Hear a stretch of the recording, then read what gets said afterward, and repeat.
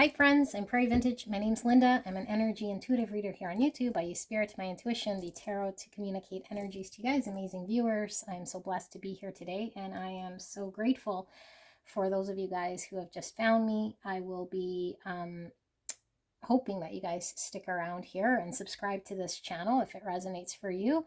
And for those of you guys returning, I'm so blessed and so grateful to do your reading again. You guys are all very safe and welcome in this space with me today. Today's reading, we're looking at the person on your mind and the connection you came here about, and is there anything more to this connection, or is this it? Like, is this sort of the end of the road? What's the main purpose, goal, or where's this going? Has everything sort of lived out? Is there one sort of karmic thing where you're needing to overcome? I don't know what we're going to see, so that's kind of the area that we're going to be looking at and asking about. Okay, so there's 4 options to choose from, and use your intuition, what you see, feel, or hear to determine whether the pile is right for you. Only you can do this, okay? And you don't force any messages to fit. It's going to be something that feels like it's reflecting to you your connection, okay? So if you've tapped into a reverse pile, it will sound a lot more like you and, you know, maybe your feelings predominantly, not to the person on your mind. And so there could be another pile for you with the mirror or flipped person. Okay, but we are looking at the connection sort of as a whole and whether this person is finished in your timeline or in your experience here. So yeah, let's take a look. Option 1, you guys are looking at the Disorder Tarot for your pick. Tarot of Innocence. Option number 2, we have the Salvador Dali, and my cat likes to rub up against it. For option number 2. Option number 3, and we have the Accurate AF Tarot. And option number 4, we have these 2 decks. Okay, don't ask me why. So one is the Gotia Tarot and the other one is the Notoria Tarot. It's kind of the dark and light for option number 4. Okay, so beautiful angels, don't get in your own mind about it. Whichever one you're initially pulled to is most likely your pile. If it doesn't resonate, go to the other one. Or, you know, there's no need to stick around or force it to fit, okay? So I'll put the timestamp in the description box in the pinned comment below. It'll take you directly to your pick, and I will see you there.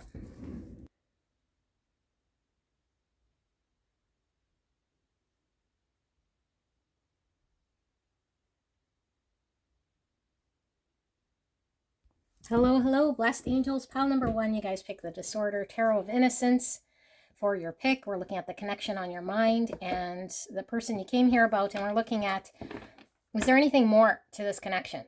Like, what's there to come? Is there more lessons? Are we finished here with this person? Is there anything else, you know, between you and this person that needs to transpire? Or is that it? Like, it's done. You're kind of done with this person, okay? So we'll use the tarot and we'll use the pre-shuffled oracle cards. I don't know why I'm shuffling the tarot right now, because we're not going to use this just yet. I'll put this aside. We're going to look at the oracle first, and then we'll look at the tarot. Okay, so first of all, this tarot deck has a lot of nudity here. So it could be that there's a lot of sexual energy pulling through, which is interesting because that was coming through with yesterday's reading. But I was feeling with this one specifically. Okay, so something about physical sexual energy that pulls through. I do read for spiritual connections, so it certainly can transcend the physical, but the physical is pulling through here very strong, okay? But I feel with the disorder, it could have been some connection that was really fucked up here, okay? So let's see what we see. So we have Divine Feminine with the number 16 or the number 7.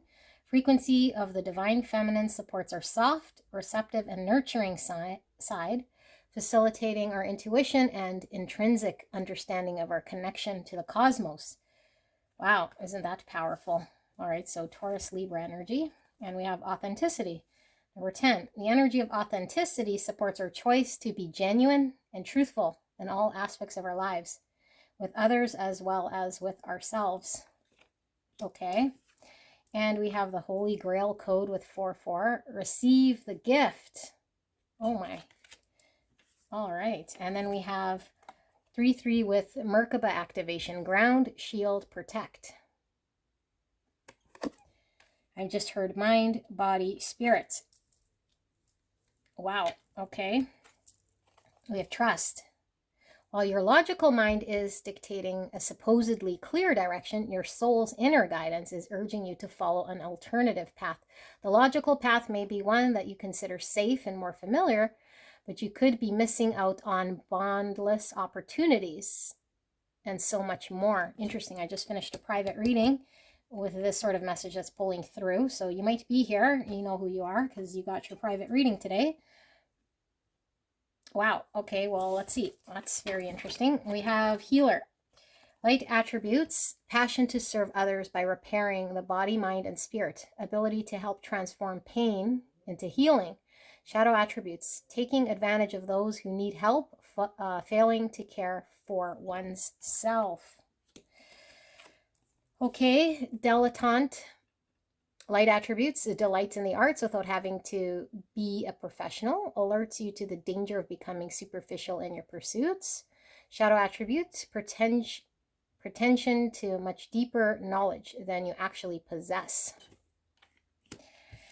Okay, Ash, wowzers, 33. 33 is a master number. Reproduction, creativity, humor, Christ consciousness, joy, and harmony. Okie dokie, Ash. And then we have the Blue Temple, 54, and the number 9. Okay, so that's Hermit energy, self-discovery, Virgo energy. And then we have clinging to the past with the number 5. She's holding a cube, kind of looks like an abstract painting. Some of you guys might be tied to the Salvador Dali deck. Okay, and in fact, when I was laying the cards, there seemed to be some sort of tie there. So I don't know. It could be another aspect, the other person, okay, because I slowly feel sort of one person's energy here, and it could be yours. So let's keep the tarot here for a bit. I'll tap into this and see what's pulling through, okay? Okay, so if you guys hear noises, that certainly could be my son.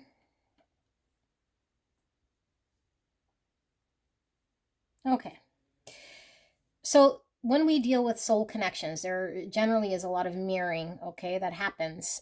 But I feel like sometimes we deal with karmic connections in which we're having to overcome some sort of great soul lesson. That's why it's a soul connection. Only you know what's going on here with your person and what sort of connection you resonate with, and maybe you're still discovering it, okay? But I feel like this is potentially your energy, but let me read it just as an independent energy here, and maybe we might pick up some more. So this energy is learning about self-love, how to give and receive love from the truest, most authentic place. In order to do this, one has to shed a lot of the conditioning and the social beliefs, upbringing, and mind constructs and stuff here that get in the way. And so this person has had to go through a spiritual awakening, which comes with the shedding of the ego, the false self. Okay, so I don't know where this person's at in this connection. Only you'll know, and if this is you, then you'll kind of see the big story of what they're supposed to, again, supposed to loosely experience in this connection, or why this connection is sort of happening. In order to shed and transmute a lot of false energy, and when I say false, it's like beliefs we have of who we need to be or who we are. So this person's world could have completely fell apart, tower energy, and it's really burning the things that are not true.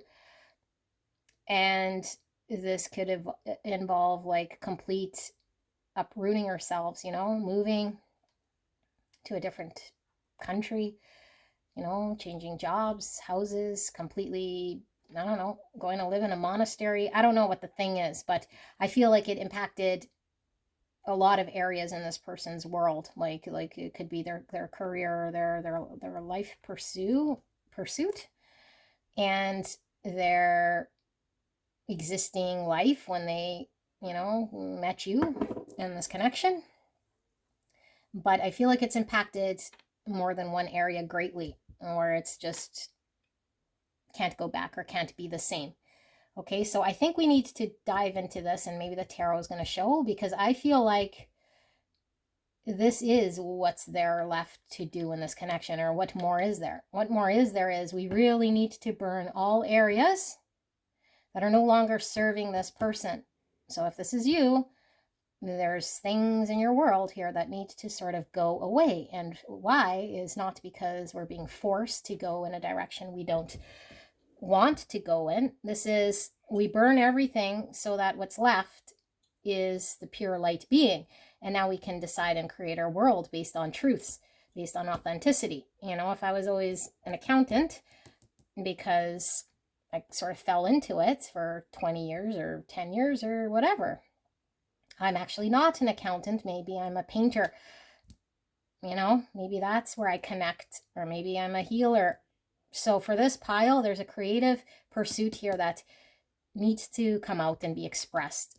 Okay, here we see the painting, but we see painting, we see books. So it might be writing lyrics, writing books, writing poetry, communicating, expressing authentically. So we express through whatever means, I don't know, social media or journalism or something here.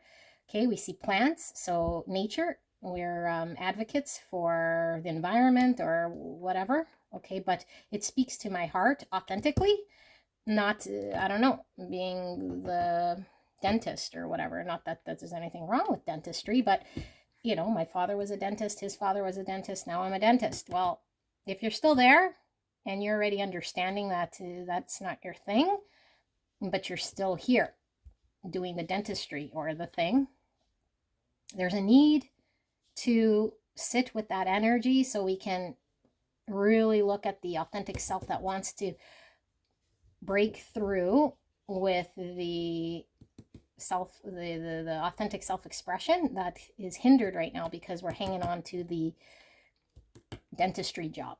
Okay, now I don't ever tell people, okay, you got to quit your job and go move in a van down by the river. Okay, that might not be your thing. I don't know. And we're all on our journey. And this evolves however it evolves. Some people is very quick, some people is very slow. For this person, mind, body, spirit needs to be all in sync here. There's an imbalance. Okay, and so when we have an imbalance in one area, it's most likely because our other areas are also going to carry some sort of imbalance because we overcompensate or we steal from one area to go and carry another. So chances are this person I'm tapped into might have done some things to ease some things or some shifts already. But I feel like it's really about mind, body, and spirit coherence, balancing, and transmuting energies. So I gave one in the practical way here, right? But let's say if it's how we engage in relationship. So maybe we're in a relationship that isn't really connected to authentic expression of giving love and receiving love from a truest, most unconditional loving place. So we haven't experienced this. We experienced maybe conditional love. Okay, maybe we experienced the same type of love that we were conditioned to believe. That was, fulfilling some sort of role or some sort of spot or some sort of safety.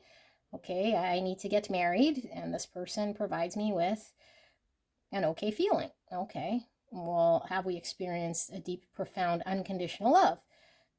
I don't know. And how would we know unless we know what that feels like? Okay, so this connection is one that is making this person feel, what does unconditional love look like? And how do I work on myself in a way? Now, I hate using work on self, because it really isn't about the work we need. It always implies we are broken. We're not broken. Okay, so it's like, how do I identify and shine my light my light of awareness on the areas that are creating the suffering, because they're untrue. They're untruths that I'm carrying about me, that I'm not worthy of love, or that I cannot receive. You know, like I might not tell myself that I'm unworthy, but my experience is one that has a block in giving and receiving in a way that's authentic. So like I said, this person might not realize that there's an authentic way to give and receive love, because they might have only known one way. That's my experience. And so it's been maybe shallow, or not as deep as it could possibly be. Okay, so this is about deepness of authenticity, and experiencing deepness and richness, fullness in many areas of one's life. Okay, so the big one here that's showing is, how do I love myself enough to give and receive love differently than how I might have understood love to be? You know, like I need to work with myself in a way, okay, or like identify with my beautiful light being on what I'm doing in relationship, and how is this reflecting back to me my truest authenticity? Is love flowing from me and flowing out of me in a way that is true, you know, or is it a way that's been sort of massaged or manipulated or constructed over a period of time because of my upbringing or my beliefs or my social constructs, that sort of thing. So there's a need to understand the giving of love and the receiving of love, and it all stems from the self. Okay, and so this person is doing a lot of healing on self-love, and this person is connecting to their authenticity. I'm no longer going to just do the thing here that's I thought was me, or that other people wanted me to be, or that I believed was my only thing because I didn't see any other way. And so this person's really connecting to their spiritual side here. Okay, they could be really tapped into the divine in a way here that's very different for them, like spirituality is opened up for this person, and they might have gone through quite a significant depression. Okay, I feel like there's a depression here, and I feel like this person is having to learn to let go of certain things in their world that is their safety, their comfort, but I feel like it carries a very heavy weight for this person. But they feel like letting go of this might be the weight, so they cling more to it, you know, that's safety. But their lesson here is learning that when they actually let go, that's where now they're lighter. Okay, now they're free to reach some sort of state of awareness and authenticity, where now they could build for themselves truthfully, and they've done healing. But I feel like where this person's at right now is still hanging on to some part of their world. Okay, so maybe they changed jobs, you know, maybe they left a relationship, but they're still at that job. Like, there's one part here I feel that this person is still sort of hanging on to, that gives them some sort of stability in their world, perceived stability. Okay, and so nothing wrong with wanting stability, but when our perception is looking at the thing that we have as the only way that we can attain the stability, this is what needs to burn away, because we're projecting our own understanding that we are limited. You know, like I am limited to this only way of me finding stability, so therefore I cling to it. I can't let it change.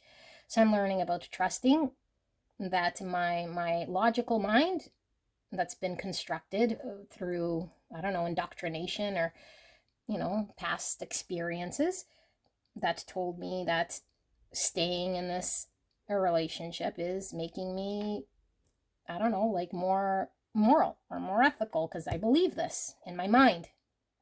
But my mind is just a projection. My mind is just a perception of what I'm thinking is true. So now I'm being asked to go beyond the mind and trust that there is an alternative path that transcends the logical mind in order for me to trust, surrender, let go of the thing I'm hanging on to, because I need to heal this part of self. This thing needs to burn away, like the tower needs to fall. Okay, I need to let go, however that happens. Okay, the letting go is just the surrendering. Like, we don't have to proactively force, coerce, or do anything that it would require heavy lifting. Okay, the surrendering is really letting go, and that's something that's difficult, although when we look at it, it's effortless because you're not asked to do anything. Okay, so energetically, the surrender, the letting go, seeing how the tower falls or it burns on its own, this transmutes the energy, because we've told spirit, I don't logically, conceptually understand, but I'm now connected to the divine in a way here that allows me to trust this process of surrender. And so I now transmute this energy in a different way and turn it into light. So now all of this experience that I was required to go through has healed a part of myself that I was not allowing to change. Okay, or just it couldn't change until I understood this sort of flow, because that last step of hanging on was the biggest block, telling myself that I'm not worthy of giving and receiving love in a way here that trusts the divine to let go of this thing. Because by letting go of this thing, I love myself greater than to suffer in a let's say a relationship that isn't deep, or to commit myself to a job where I'm dedicating half my time. Like, I love myself more, and I trust the divine to surrender that, to give this up, so that I can now create this openness. Open, receive, open. I'm open. Now I'm not blocked, because I'm allowing this job that I know isn't my calling or my thing, because I connect more with the artist in me, or the creator in me, or the part of me that wants to be of service to the world, because I feel this energy is one of service to the world by whatever they do. Like, I paint, so I'm providing this healing energy to the world by being my most authentic, expressive self, and providing this painting with my truest form of self now allows this light energy into the universe that helps heal others. But when I stick to the accountant job, or the dentistry, or I don't know, or doing the thing, a ski instructor, whatever your thing is, or the thing you're doing, it's the light is not there, because I'm not connecting to it in the same way I would, the chef, or the whatever, the gardener, whatever thing you want to do here. Okay, we heal the world, and we heal each other, and we become a healing light of example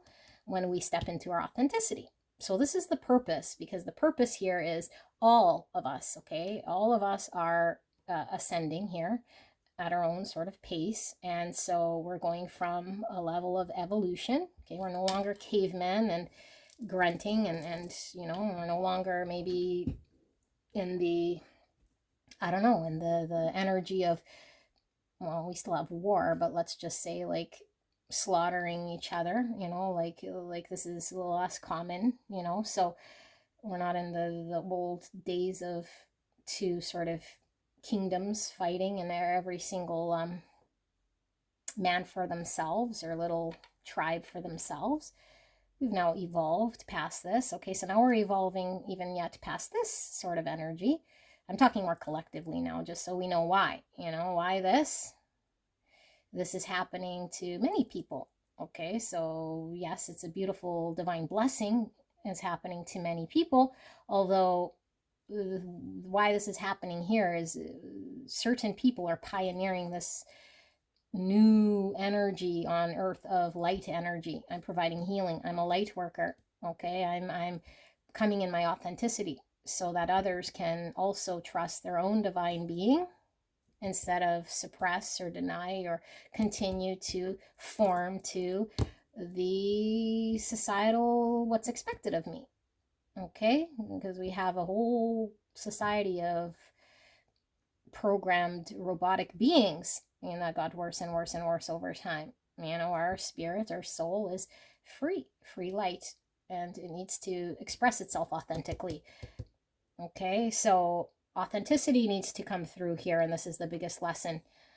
And so I feel like we can make the small changes as we go, but I feel like there is many areas this person is learning, and I think once this is done, they're a complete new being here.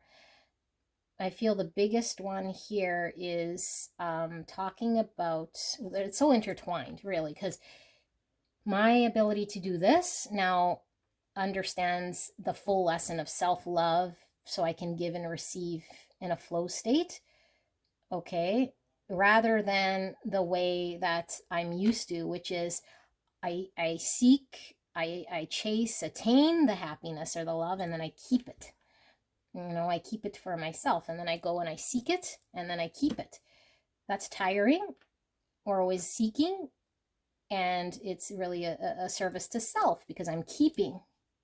I'm taking what I need, and then I'm keeping it. So now this is inward energy, and it's not being a open sort of conduit to give and be open to receive without chase. Receiving is just being open. The universe blesses me, it comes to me, and it flows out of me. So I give and I receive energy in a nice, beautiful flow state. I don't have to be forced to chase it. Okay, so we're learning about the giving and receiving flow, and specifically when it comes to love, because this says I love myself enough to give and receive love, and to trust that I can surrender and let go of my past patterns of having to attain. Like I don't need to do that. It will come to me because I'm connected to the divine, or at least I'm ascending closer to the divine, to trust the divine, to trust myself, because this is a scary place, but this is all about that faith we have in the divine, that trust we have in an experience that allows us to open up without resistance and falling back into mind, talking ourselves out of it, because the mind, again, is tied to the egoic self. So it's always going to get in there saying, are you sure? Once you open up, once you let go, you're going to fail. It's not going to work. You're going to be without love or whatever. But we're proving the opposite here to the mind. I surrender, and now love flows to me. I surrender, and now my authenticity feeds me. The more paintings I put out there, the more I feel joy, because I'm giving this. It's coming back to me tenfold. It's healing a part of me, and I'm healing others through my expression. So like, let's just use this YouTube channel. Like, I find a great joy, great purpose in giving of my service. I give of myself, and I feel so much more in return. I feel so much love in return, from all of you guys. So this is, I could have stuck to whatever I was doing, saying, well, it's paying my bills, and it was, and it really, really was. And so, but if I looked at this endeavor as, well, from the mind, it's not going to pay my bills. I barely have any followers. I don't know. I can't trust that this is going anywhere. Okay, then I would have been there, and I would have stuck to the same. Okay, but this is like, the divine, I know that I have this burning light within me that trusts that if I'm completely devoting myself in a way here, that my heart is open to something I feel very connected to authentically, because I truly want to give from a heart space. I truly want this to happen, that I'm putting this out there, that the divine will take care of me, that the divine will, and the divine does in way of so many ways I can't even express to you. So this is what we're learning. So it is the self, but I feel like with this person, it is also tied to their calling. They have some sort of beautiful creator thing within them, and we all have creator thing, but I feel like there's something really special that this person's going to bring forward into this world that comes from their expression, that no one else can quite replicate, because it's true and authentic to this person. The way they paint, the way they write, the way they cook, the way they decorate, the way they connect, the way they provide healing. It's always providing healing in this creator world, but it's also healing for them on a whole new level. And so this person is learning how to also ground this, because I feel like this experience might be something that could take us into the 5D completely, and then we sort of don't trust to bring it back to the 3D. Okay, so let me say that again. We go through some shift, we have a touch or a taste of what the divine is asking, but to connect the full trust in the divine, to show that we've truly surrendered, is to say, I can bring this thing that the 5D is telling me, or that I'm experiencing, and bring it into the 3D. And how I do this is how I act, you know, like if this is asking me to let go and of this relationship, I let go. Now it's in the 3D. If this is telling me I need to go pursue that painting studio, this is me in the 3D. Okay, but I'm not trying to, I don't know, like hang on to the bit of the world that I still know and understand logically, and hope that what I know in the 5D is going to just happen. I'm in action going to show the 5D and the spiritual energy here that I trust in the 3D, in my ability to fully surrender. Okay, so this is what this person is learning about. So we ground it in the 3D and we find balance, because I feel like balance is huge here. Again, I'm getting the mind, body, spirit, because I feel like this person could still be really imbalanced, and this could happen when we, you know, experience maybe a dark night of the soul, and so we don't know up from down, and our 3D world is sort of, I don't know, all mixed up. You know, like we could see maybe what we need to do, we might feel intuitively, we might have dreams and pointers, we might have all this spiritual know-how, but I keep doing the same thing here because, oh, if I let go of this, then I don't pay my rent. So I think, because I have this scarcity mindset, the limitation that I'm putting on the universe instead of the trust I have. But yet I know it's real because I experience the divine, so I feel it, I see it, but I don't know that it's real enough for me to trust it with my backup. So are we really being authentic in the 3D, or are we still clinging to, you know, the thing? Because that's what needs to burn and transmute, you know? So let's take a looky-loo at this person, because only one person here. And like I said, maybe there's mirroring, you know, we've had to uproot something here, but I feel it's really transmuting energies. Spirit, clear and concise message for the greatest and highest good of pile 1. Anything more in this connection this person is having to learn or go through in this connection? Is it over? Is there more we need to learn? So if you resonate with this, like how much of our old world and the past self is still up in this mix, because our mind is saying, you know, and this could be the person we're dealing with. Like maybe our person has a very difficult time letting go because they've always been, you know, I don't know, XYZ. Like I said, some of you guys, it could be a relationship. Some of you guys, it could just be their job. So this relationship is, this connection or this situationship, whatever you want to call it. Okay, this connection is allowing this person to work with self, because it reflects different areas of their life.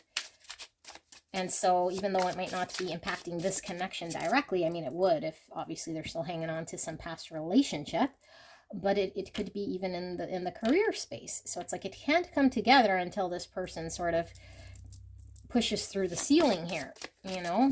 It's going to be a block, because I can't give and receive the flow state, because I still don't believe I'm worthy enough or see the love in self enough to let go and trust. Okay, I trust my mind and the chase and the ego more than I do the divine and this open state to receive the love. So I resist, and what I resist persists, and what I fight, I strengthen. So I fight all this stuff, but it's not helping it. So, okay, Knight of Wands. So, yeah, I'm being asked to pursue. But instead of pursuing, I might be clinging. So this is the biggest thing. What's the passion? Then let's pursue it. The Knight of Wands doesn't have any sort of reservations and doesn't think, ooh, but this and this might happen. Like, the Knight of Wands takes action based on passions here. And I get it, because that goes against maybe this sort of thing. While your logical mind is dictating a supposedly clear direction, your soul's inner guidance is urging you to follow an alternate path. The logical path may be one that you consider safe and more familiar, but you could be missing out on boundless opportunities and so much more. So maybe this connection is unsafe, you know, to this person. And this is like, well, no, explore this and you'll see. Explore this and you will see. 2 Pentacles. Yeah, so it's like going back and forth and need to choose. So this is turbulency. And I feel like this is a need for balance. I'm getting the mind, body, spirit balance, but the balanced self. So we're not, this person could certainly be, or what you might be experiencing is not knowing, going back and forth, you know, like, should I or shouldn't I? Is this right or does it not make sense in my life? Like, I really want to explore it, but I'm, you know, like that sort of thing. Like, I still have my job, but it's like, but I really want to paint, or like, I need to leave this relationship because I'm being pulled, but this is like what the right thing to do is, you know, like, so I'm going back and forth and up and down, and it's not balanced or set in a way here that allows me to pursue the thing I want and trust myself and trust in the divine. So King of Wands, yeah, I'm not pursuing it. Okay, the King of Wands has a vision of what he sees. I'm going to pause because I'm getting a tickle in my throat. 1 sec. I always know when I'm doing a reading on authenticity, self-expression. Doesn't have to be necessarily through words. We express our authenticity through, like I said, bringing it to the 3D. Because it doesn't matter how much up there in the 5D I know it's true. It's happening. It's all 5D. It's magical. Okay, great. Yes, it exists. But what are we doing here to bring it into the 3D? You know, the King of Wands knows and is confident enough that when he pursues this, he's going to attain what he wants. He has trust in himself and he follows up on it. Okay, so I feel like there's a lack of confidence here because our mindset is still focused on the mind of I got to cling to that safety thing. I got to cling to the world I know. It feels more safe. But this, that, and the other. And we make all these reasons. That's what we need to transcend and burn. Those excuses, those reasons. Those excuses need to go away. Otherwise, we continue to experience this state of dissatisfaction and block ourselves from telling the divine we're ready to receive and give love. Okay, so I feel like this person isn't confident in pursuing this. And only they can sort of get themselves in this state, but they might be feeding their mind, saying, this is the thing I must trust. This is the world that I must cling on to. Okay, rather than making the change. Because I'd have to rebuild. After the ash, I have to rebuild. 5 is all about rebuilding. I got to rebuild my life. I got to rebuild. But what great joy do we find in that? So I'll just be unhappy and semi-happy here in my world, or make the reason why it won't work. But I can't let go of that other thing, you know, or let go of this connection. So why am I stuck? Why am I pulled to the connection? Because Spirit keeps saying, like, you're going to go back and forth until you resolve this. So I can't let go of this, but I'm still not making the move, but I can't let go of this, but I still can't make that action in the grounded 3D. Okay, well, we're going to be tormented up and down and up and down, up and down until we listen to what's happening inside of us and is telling us to go. Aim for the thing and be confident in the thing. The universe wants to give the thing. We're making a block in the thing, and it could be subconsciously because we know that this would be our way of telling ourselves, I love myself enough to open up in a way here that is true, limitless love that will open the flow of giving and receiving for me because I love myself enough and I am worthy of this. Okay, it could be your person, but I'm just reading what I see here. So Aries, Leo, Sagittarius, 4 swords. So this is the card of reflecting, sitting with the truth. Okay, we sit with the truth and we heal and we reflect on past things that might have not have worked. Okay, because this is the 3 swords, which we always talk about being a thing that's made us feel heartbreak, or it could be a heart block or an experience that was painful.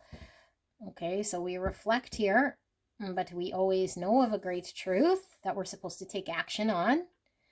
Okay, but in this state, it's like the truth needs to be, there's so much pulling through here, you guys, okay? Because I feel like the mind is not our enemy, okay? The mind, we have to know how to work with our mind. But the mind needs information that is helpful. You know, not to feed the mind with perception that causes us to believe certain untruths. And so, what is the truth? What is the truth? The only way we find the truth is by reflecting and sitting with our pain and not resisting, rejecting any sort of truth of the heart. Okay, so when we lean into the perception or the mind story first, because it's safe and we've always done that, we don't learn the authenticity to take action on it. Okay, so it's really important that we sit with the pain or the understanding of the heart, the block of the heart or the thing of the heart. We're neutral observant here, reflecting, taking time, slowing down, really reflecting here. You know, we're not trying to convince ourselves or trying to do something to suppress or not. We take the actual time. Here's what happened. Here's what my situation is. Here's the pain. You know, we look at this pain and we're able to face the pain, and then we're able to say, okay, now based on this, I have a truth of understanding in my mind that isn't a perceived thing. Like, yes, I came up with it on my own, but I was observing and I was feeling this pain to come to some sort of understanding. And now I could take action on this great truth. Okay, but if we just don't even do this, we don't know what the great truth is, and so we keep acting in the fake truth from the pain or the block. The pain and the block is what's creating us to react and engage in the world. So this process is really, I need to be the observer of the pain and sit with not my perceived truth of past, but my right here, right now observation. That is the great truth. And I don't want to suppress it or change it or try to convince myself of anything but what I see, so I could take action on that. Okay, but we might not want to do this because sitting with 3 swords doesn't feel very good. So we might just be, well, I just will be in denial, or well, I'll just keep doing what I'm doing here and convince myself that what I'm doing makes more logical sense, but it keeps me hanging on to the world here that I'm not happy with, or at least fully feeling in a deep soul way. Okay, 7 cups. So we're in this state, 2 pentacles, 7 cups. Okay, because the 2 pentacles is where we really can't get clear enough to be pointed and decide. And so we might be, I don't know. And this is like many options, so that we create more confusion. The confusion here of the 7 cups is we can't get pointed and choose in that direction because we haven't taken the time to get honest and clear and sit with the pain. You know, and when I say sit with pain, it's like we have to be really in sort of this open energy of observing what is going on the inside of us, regardless of, you know, what we'll find there. Otherwise, the block remains. So there's part of this person that I'm tapped into that has a heart block because of an experience that wasn't pleasant, that's dictating this person's actions right now. And this person thinks potentially that their action is safe. Okay, and that's how they've been engaging. And now all of a sudden, here comes this connection. And now it's like, ooh, now I have 7 cups.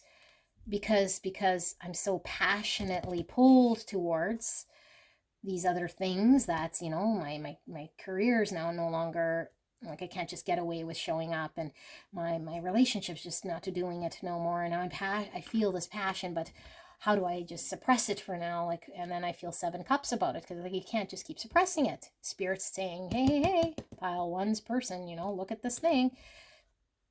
Look at this thing, because you're being asked to take action on authenticity and truth. And right now you're avoiding or suppressing, or you're in this 7 cup state, thinking you'll go away, or thinking that maybe I could logically talk myself out of it. So why do I keep going back and forth between us? Because you know that there's an authenticity in this connection that you're suppressing, or in taking action on something in your world that is blocked right now, because you'd rather hang on to the thing that you know. And by the thing that we know, it's really tied to the trauma of the 3 swords, clinging to the past. Because this is the reason why, like, it's the manifestation of the pain, because I never healed the pain, the flow between the giving and receiving of love for myself, that I'm deserving of this, you know, that I deserve to be the painter I always wanted to be, or to experience a relationship I always wanted. That would be the greatest gift. The greatest gift for myself is to be in line with that authenticity. But instead of giving me this gift, I don't. But why don't I? Because the past, I hurt myself, or there's a block of myself in here, you know, in some experience that I haven't healed. And so it keeps manifesting in the way it does in my world, that I'm only deserving of this shallow thing, or this incomplete thing, because it's providing stability for me. 8 of Pentacles in reverse. So this is the work card. Okay, so what we're seeing here is, I'm not putting the effort towards the thing here. And the more we hang on to the thing we are doing, it doesn't allow us to make time to put the effort towards the thing that we should be dedicating ourselves to. Okay, because this 8 Pentacles is sometimes the, I give up before I even sort of do it, because I feel like maybe I'll fail at it, or I'm not capable of it, or for whatever reason we don't go down that path, you know. It's like, sometimes I'll use more of a shallow sort of analogy here. It's like, at my job place, there's a posting that goes up, and the first thing I have is like, ooh, wouldn't that be cool if I could apply for that, you know, and do this. But yeah, they would never sort of hire me there, or I'm not capable to do that proper. So I don't even apply. I don't even try. I just don't do it, you know. So this person feels like they're incapable or unworthy of doing this thing. Okay, this is lack of confidence I see here. Okay, like, I don't have the skill, I don't have the thing. So 7 swords, yeah, look, authenticity. So 7 swords is where we're deceptive. Okay, now again, deceptive could open a whole slew of what deception means. If I keep doing day in, day out the thing I don't want to do, I'm deceiving myself. It's a form of self-sabotage. Okay, I'm not being honest with myself. So I'm sabotaging my time and my energy towards something I don't want to do, or that's not authentic. So this is a need to drop the mask of the everyday. So this is reflecting career-wise, but going from career to like some sort of creative expression to provide some form into the world of authenticity that's expressed through manifestation, other than what this person is doing. Okay, so this is why this connection's happening. It's like pushing this person to get out of their, whatever, I say 9 to 5 or whatever, wherever they're dedicating themselves right now, thinking they have to, you know.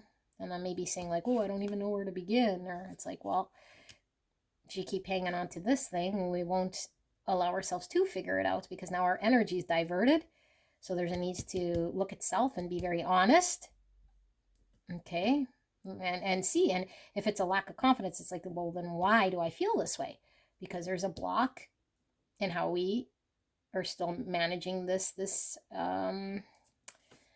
you know, this heart experience that's created suffering in some way. Like, I experienced something here that was a blow to my confidence at some point. Okay, either in this world or this lifetime or whatever. I don't know when the energy experienced this fragmentation of trauma.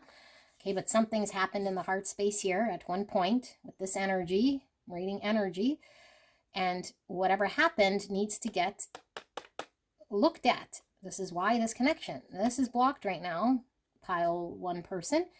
And so this will forever be blocked until we take the time to see what this is. And so we keep sitting in a state of no confidence, not knowing, blah, blah, blah. It's like, yeah, because this impeded our confidence or blocked it. Okay, so need to heal this. Ace of Cups, again, look at that. Okay, and the reverse. So this is all about the self-love. Am I worthy? Do I love myself enough to go after what I want? Or am I going to settle on the thing here? Okay, that's what this person's learning. Not to settle, and I feel like it's in their everyday effort of what they're putting it into. You know, and so there's one piece of the world, and like I said, well, there's more than one piece, because I feel like it's heart, which is a body, you know, and then mind, and then it's the soul and the spirit. So it needs to come into a more unified balance and grounding it here. And, you know, like spiritually, what I feel and experience, I also feel in my heart, and I'm also doing with my body, and I believe it in my mind now.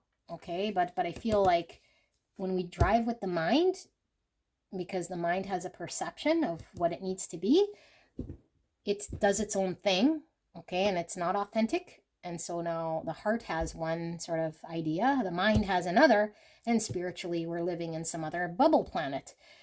So this person is learning about the mind and the heart being the body, okay, and the spirit all coming into union. I listen to the divine. I'm connected to the divine. I know there's something spiritual here. I need to have faith and trust in the divine and my intuition. My heart calls out for this true expression. And now my mind has buy-in. Now my mind has buy-in, because when I trust myself to surrender, instantly the heart gets fed with this healing emotion and this healing energy, I should say, okay? And so we start to feel it, and then our mind starts to see proof. Like proof, wow, like this feels good.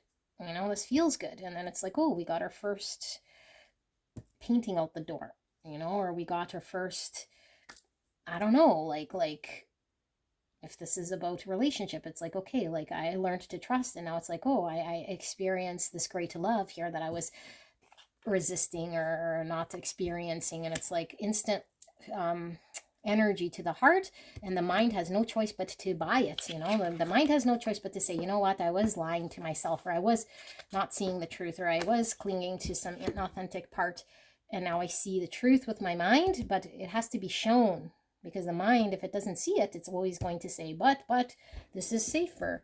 Don't follow this. You're not, you know, you're not capable. Yada, yada, yada. You don't have what it takes. And this is all coming from the trauma, the block, you know, but we need to, we need to come to the state where we say, I love me so much. I love me so much, you know, and the divine so much that I open my arms to this experience and ground it in the 3D so that I can make massive change here, because I'm going to constantly be in this two Pentacles, 7 Cups state where I can't hone in on making this happen, because part of me is still thinking that I'm not worthy, you know, I'm not seeing this beautiful love inside of me that wants to be healed and expressed. So, pile 1, this is your reading. I hope this made sense for you. I love you very much, and I'll see you at the next one. Bye-bye. Hi, friends. You guys chose pile number 2 with the Salvador Dali. Let's take a look at this connection. And we're looking at, is this connection served its purpose? Has it? You know, is there something more here that's needing to happen? Or is that it? Like, I'm sort of done here, or this lesson's done, or what's this person having to learn, or what am I still having to learn in this connection? Okay, what's kind of the main purpose still going on here? To see if there's more lessons. Now, in the first pile, all we got was sort of one energy. So I don't know, like maybe this is a lesson you're needing to learn, or maybe what your person's still needing to learn. I know I'm talking funny. We'll see. Okay, we'll keep it open to see what we see. But if I say it's your person and it's you, you can crisscross the energy, but don't force anything to fit. And If there's something very specific, it could be just a message for one person, but the overall energy should be matching your intuition, you know, without forcing. Okay, so let's take a look at the pre-shuffled oracle cards, and then we'll get into the tarot to see what is sort of going on here. Sixth chakra. Oh my goodness. The energy of the third eye chakra supports our inner sight and intuitive abilities. So we have Pisces energy, and we have abundance. Number 8, Leo energy. The energy of abundance activates our ability to manifest the wealth we need and the sense of fulfillment that comes from a heart and soul that are overflowing with love and gratitude. Oh my goodness. So I did send pile 1 to come here without doing this reading just yet because of the way the cards were falling with the 2 piles when I was putting them together. So there could be a lot of mirroring with pile 1 and 2. Could certainly be the flip person. I don't know yet. I'll see, but that's kind of what I'm picking up. The generator, 4-4, staying grounded. Oh my goodness, you guys. Very much so with the pile 1 I was feeling. Okay, so we have 11-11, take me home. Pathway to true love. Wowzers, look at this heart has wings. Liberation, freedom. Angel, being guided. Okay, caregiver.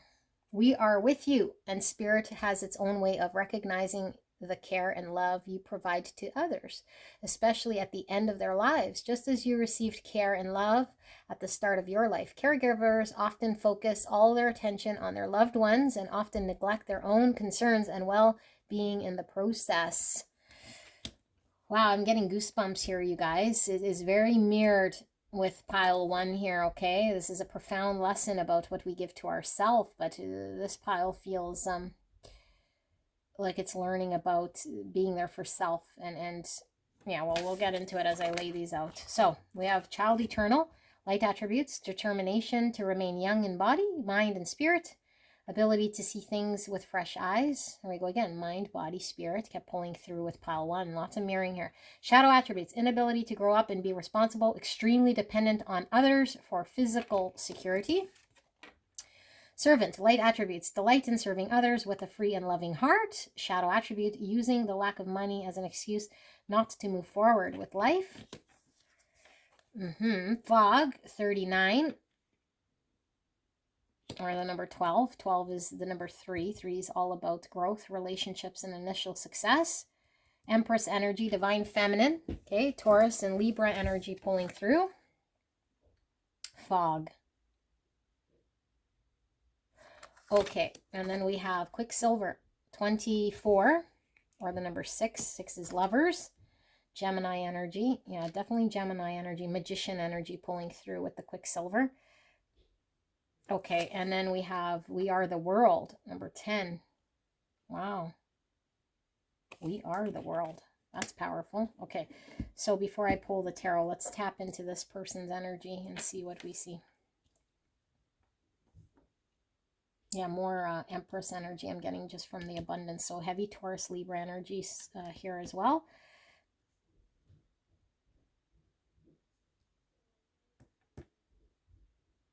Okay.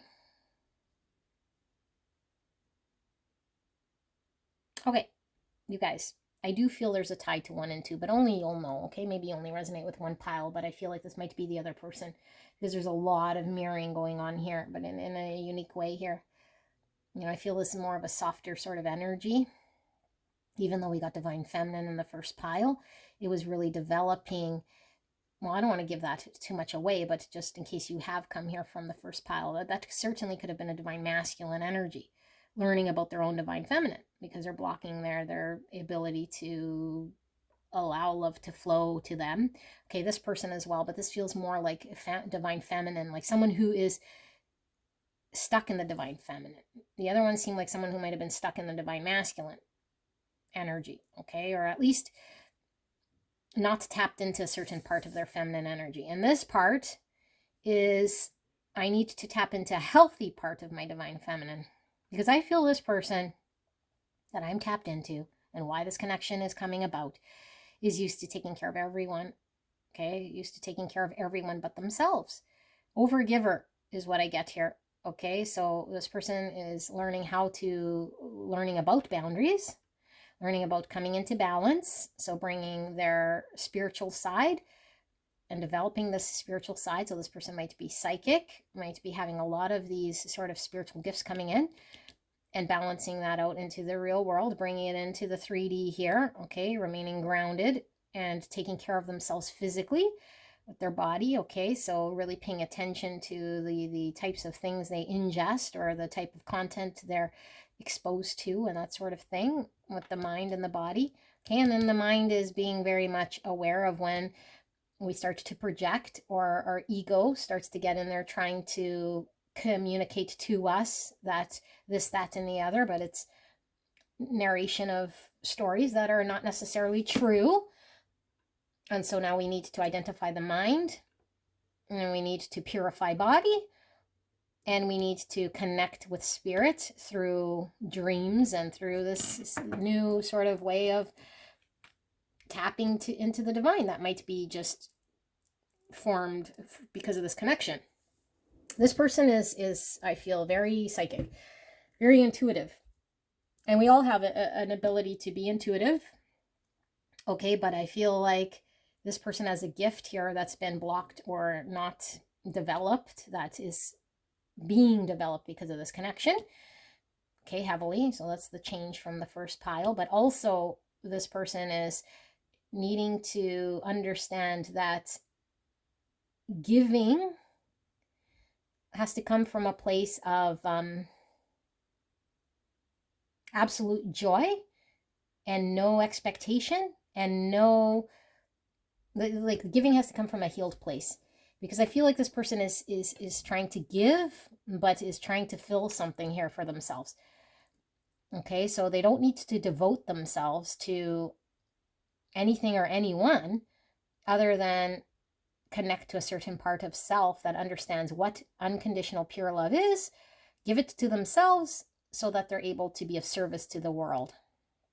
But I feel like this person wants to be accepted by many people, or they use acts of service or acts of giving gifts or trying to be something here in order to be accepted or liked or loved or whatever. But really, they just need to love themselves. Okay, now that's easier said than done. It's like, well, how do I love myself? Because the more I give and the more people shun and don't appreciate and don't reciprocate, and now I feel less about myself. And that's the point. That's the point. Is like, we don't need to get someone else to fill the void. Okay, we sit open to the universe, but the only way we are able to receive anything is when we give. And we give from a place with zero expectation after having healed whatever trauma is making us feel like we have to give in order to have something come back to fill a void. So this person is learning about healthy boundaries, learning about when it's okay to, to be in an energy here that allows them to give, but from a true heart space that's free of giving, that makes them feel good. Like, I give because it makes me feel good. I'm not saying me, well, obviously, but I mean, like, this is what this person needs to encompass, is like, I need to give because it makes me feel love. Like, I connect to this place in myself that's true and love and loving when I give from that place. And that is it. How do we connect there? If we're trying to impress, if we're trying to win over, if we're trying to be something here for someone else, we never get to experience our truest self. And so the person that does this sort of a thing is one that thinks they're separate. Okay, so this person is learning about the unity consciousness, which is, I am that in which I'm giving to. So I don't need to, win it over in any way. I don't need to get validation from that thing. I'm already that thing. I carry that thing. So there's no need for me to win it over. Like, yes, we could give, but I feel like the lesson here is in the type of giving we're doing. This person is learning to give and be okay with the giving, but coming from a place of understanding we are all one. And so I'm not giving for any other reason than the fact that it fills my heart with joy to give. So I feel like this is bringing balance in this person's world, because up until now, this person might have felt like they needed to be or do certain things in order to be loved. And that is not true. So I feel like this person has always been adapting to other people, so they're trying to find themselves. And so finding self means really connecting to unity consciousness. I am that which is out there. It's not separate from me. So there's nothing to win over. There's no way I need to be other than just myself. But the self that I am experiencing here is a conditioned self that I'm putting into the world here, because I feel like out there is separate from what's going on inside of me. So this person is learning about unconditional love with the true love. Like, true love comes from the heart space. The heart does not expect anything, okay? When we start to give with expectation, it's now from the mind. It's not coming from the heart. The heart does not expect anything but to give unconditional love, okay? The heart only knows expansion. The heart doesn't feel bad, okay? The only time we ever feel bad is when our feelings are tied to a thought that is not true. Okay, so when a thought comes that's untrue, the feeling starts to feel sad or separate, or these feelings of lack. Okay, which is untrue in a universe that's all abundant. The universe is everything all at once, all abundant, all the time. Okay, it's infinite. How could something infinite and fully abundant ever be lacking? It cannot. It's impossible. So when we connect to this, we know we're all one. Okay, and the only lack or scarcity we experience is the one that we're projecting. This needs to be healed. And the fastest, best way to get there is through unconditional love. I give because I truly just love. I see the abundance in me giving love. And so when I experience this true unconditional love of giving from an expansive heart place, I examine, where is it that I'm feeling bad, and is there any truth in this? It's because I feel I'm not connected, or I'm not one with that in which I'm giving. I feel separate from it, and that's an untruth. And so we need to see this. Okay, so this person is also, when they tap into this I'm going to call it this psychic gift of seeing. They could be a seer, a tarot reader, or just someone very intuitive now in engaging other people's emotions and reading other people, and whatever it is that's opened up here psychically for this person could take them into another realm where they're having to really learn about staying grounded and bringing this into this 3D world. Okay, so how do we balance this? So this person is learning about this. And so this connection is giving this person, really, at the end of the day, an opportunity to love self and give love without conditions, without feeling like they need to fill some sort of role or gap or hole, that they're lacking something or someone, that they're separate from this connection or who they're giving to. But transcending this connection, it's I am connected to everyone and everything. And so I feel like I'm getting multiple things from the Quicksilver, because this person might have felt like they had to adapt in certain ways to be certain people for other people, which is okay. But I feel like we needed to examine the intention, because it's okay for us to be adaptable and all of this type of stuff, flow with the universe. But I feel like this person was maybe so much in flow state that they kind of lost who they are, trying to fill everyone else's expectation of self. And so it's been maybe years of pleasing other people and being that thing. And then now it's like, I don't know who I am. Aside from just filling other people's hole here, but now it's projecting that onto other people. Like, I just keep giving to other people, and like now I feel the void, or like no one can give back to me. Like, so is this really from an unconditional heart space that we're giving, or we're trying to find ourselves? So now Spirit is saying, like, once we connect to a self that we see ourselves from a truest loving place, we could still be a caregiver, but now it comes from a different intention.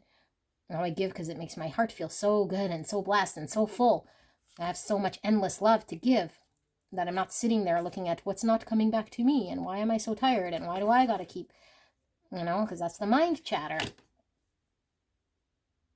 When we truly have the mind buy in with the heart, okay, because the heart is way more energy centers than that the mind, okay, it carries. So the heart knows the ultimate truth, very connected to our soul or spirit, the divine.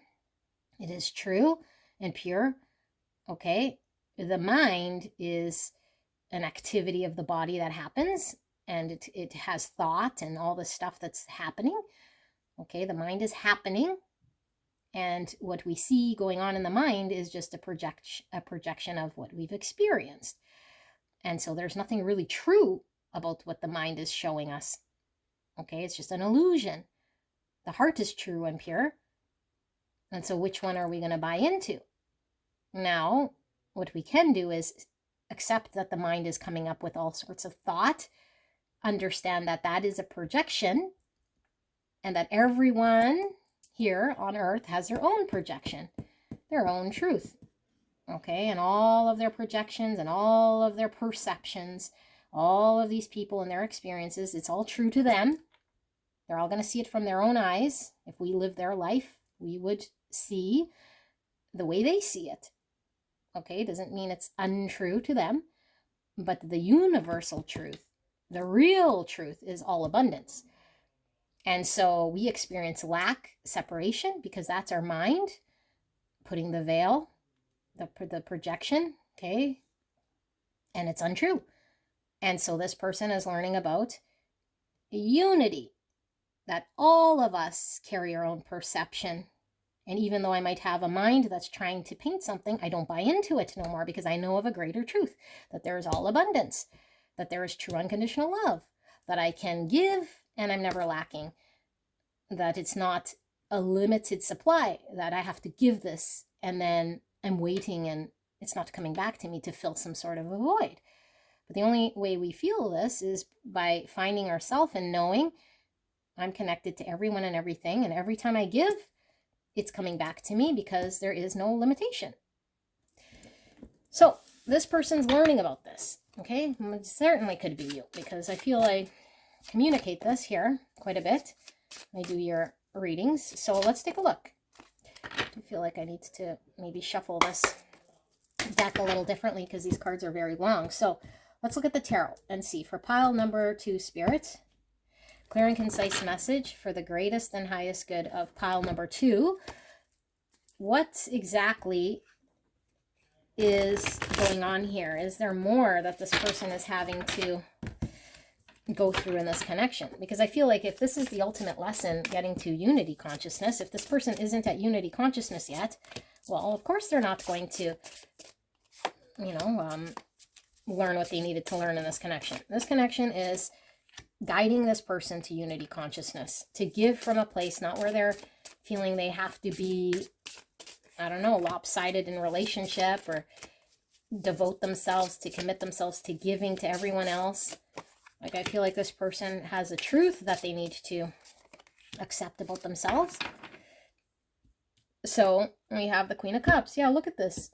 Very psychic energy pulling through with the Queen of Cups. Cancer, Scorpio, Pisces. Very compassionate. Okay, you certainly could come through for some of you guys with a caregiver. Maybe you're a nurse. Maybe you're just very compassionate. Okay, empathic. You're very in tune with people's emotions, and you're very kind-hearted here. Okay, but we have to look at this energy that we sit in, because the intention behind this is where we tap, I say you, whatever, this person, whatever energy I'm reading here, okay, sits with the universal truth, not what they've experienced as true, because that's just a projection, okay, that's just their perception. But the universal truth here is that there is this abundance and no lack in the amount of what I can give. And I am already whole and complete in a perfect sort of universe. Okay, perfect universe because there is no lack.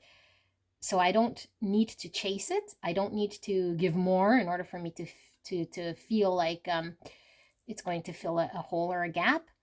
Okay, I only give more because it makes me feel like when I give, I receive. And the universe flows. But I don't force it. I don't chase it. I don't feel separate from it. I feel very connected to the divine. I feel very connected to everyone and everything. And the more I give, the more I feel joy and bliss. You know, it feeds me energy when I give. So we have 2 wands. And we have the 10 wands, I think. Let me see. Yeah, 10 wands. Sorry, I don't usually use this deck very often. This person is just, I feel like, tired of giving too, you know, and they're being pulled down a different path here than what they're used to. They're transitioning, I feel too, okay? Transitioning. High Priestess, so we're not seeing the greater truth. And I feel like what this person, because the first card usually carries a lot of weight, same with the bottom of the deck.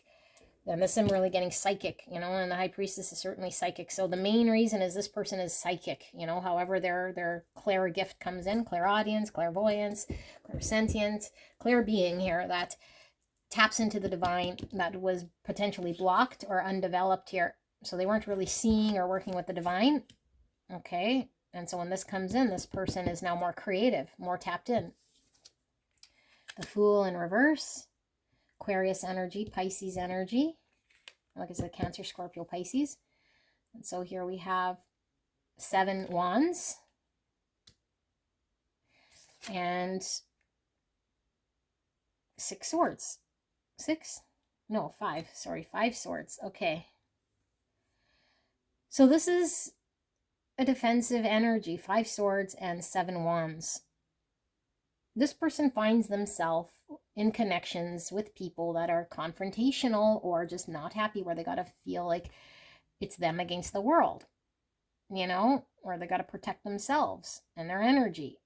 And so they find themselves with people who are maybe where they feel they're taken advantage of, you know, but really this is about them sabotaging self. No one can do anything with your energy. So someone could be mad at you and angry and provoking you. And if you really feel nothing, all they're doing is exhausting themselves. I could sit here in peace and find my own peace and bliss within me because I know I'm whole and complete.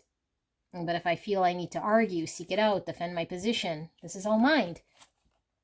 I have to give and do all these things and be and do. No, you don't.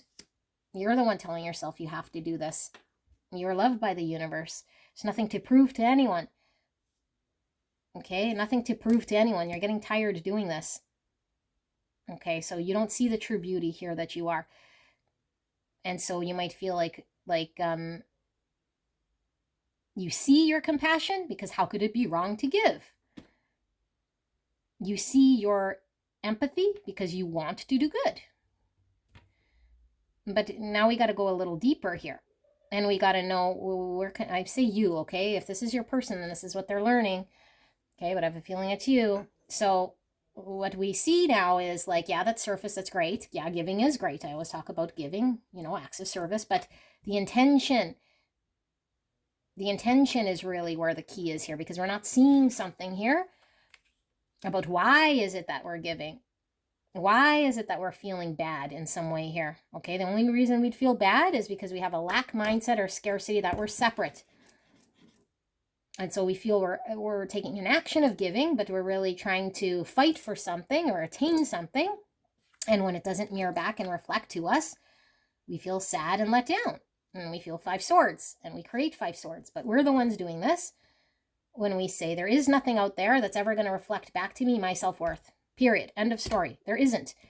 It may for a bit, but suddenly it falls short. It might give me a sneak peek, but really my truest form, my truest light, my truest beautiful self is so abundant and so complete. It's complete already. There's nothing that's going to complete it. Okay, like I am true love here, like inside of me, like I carry all of this within me. I might not see it right now, And I need to sort of sit with this to understand this. But when I know it in my soul, I know it in my soul because I can feel it and it's there. I don't let my mind story sort of talk me out of it, because I know that the universal truth is that we are all connected. Okay, so when I know this, I no longer feel separate. And so I know when I'm fighting someone else, or if I'm giving to someone else in a way that I feel like that's them and I'm giving to them, it's like, no, you're giving to yourself. Every time you give something, you're giving it to yourself. Every time you hurt someone or judge someone, you're judging yourself. That's unity consciousness. What I put out there comes right straight back to me. So when I give, I know I feel good, and that's all I need. Okay, so there's something here that this person is really working on, like seeing their true beauty here. And then this will allow this connection to have a new beginning, this person to have a new beginning, to explore this connection without any baggage. The baggage of the energy that's stuck. The energy that's stuck here is in this person's true beauty. Their psychic ability here in connecting to the divine and knowing and getting to the place of inner standing, inner experiencing the unity consciousness. We don't see it with our eyes. I don't see me totally connected, like physically and bodies are all connected, but energetically, we see it so much that we can't unsee this connection to everything and everyone. And we feel it, and we live from this greater truth, this universal truth of abundance. And I just want to give and give, because I feel when I give and give and give, it comes back to me. I don't feel overloaded and heavy. I feel like I'm giving and draining myself because I'm trying to, do something here. Like it's never going to reveal itself to me. So I got to learn this sort of lesson, because I'm not allowed to move forward in this journey and have this experience just yet until I uncover this. Okay, and it takes some time, but this is the pathway to learning about unconditional love. And look, we have the 1111, which signifies twin flames. So we could be on a twin flame journey. Okay, but I feel like this is a beautiful, loving energy that wants to experience this, okay? But we don't need to outwardly seek it. So what do we have? 8 pentacles in reverse. That's the mirroring that happened in 1, because they also had 8 pentacles in reverse. So it's like we're focusing our energy in the wrong area, and we might be supporting our position with the 7 wands.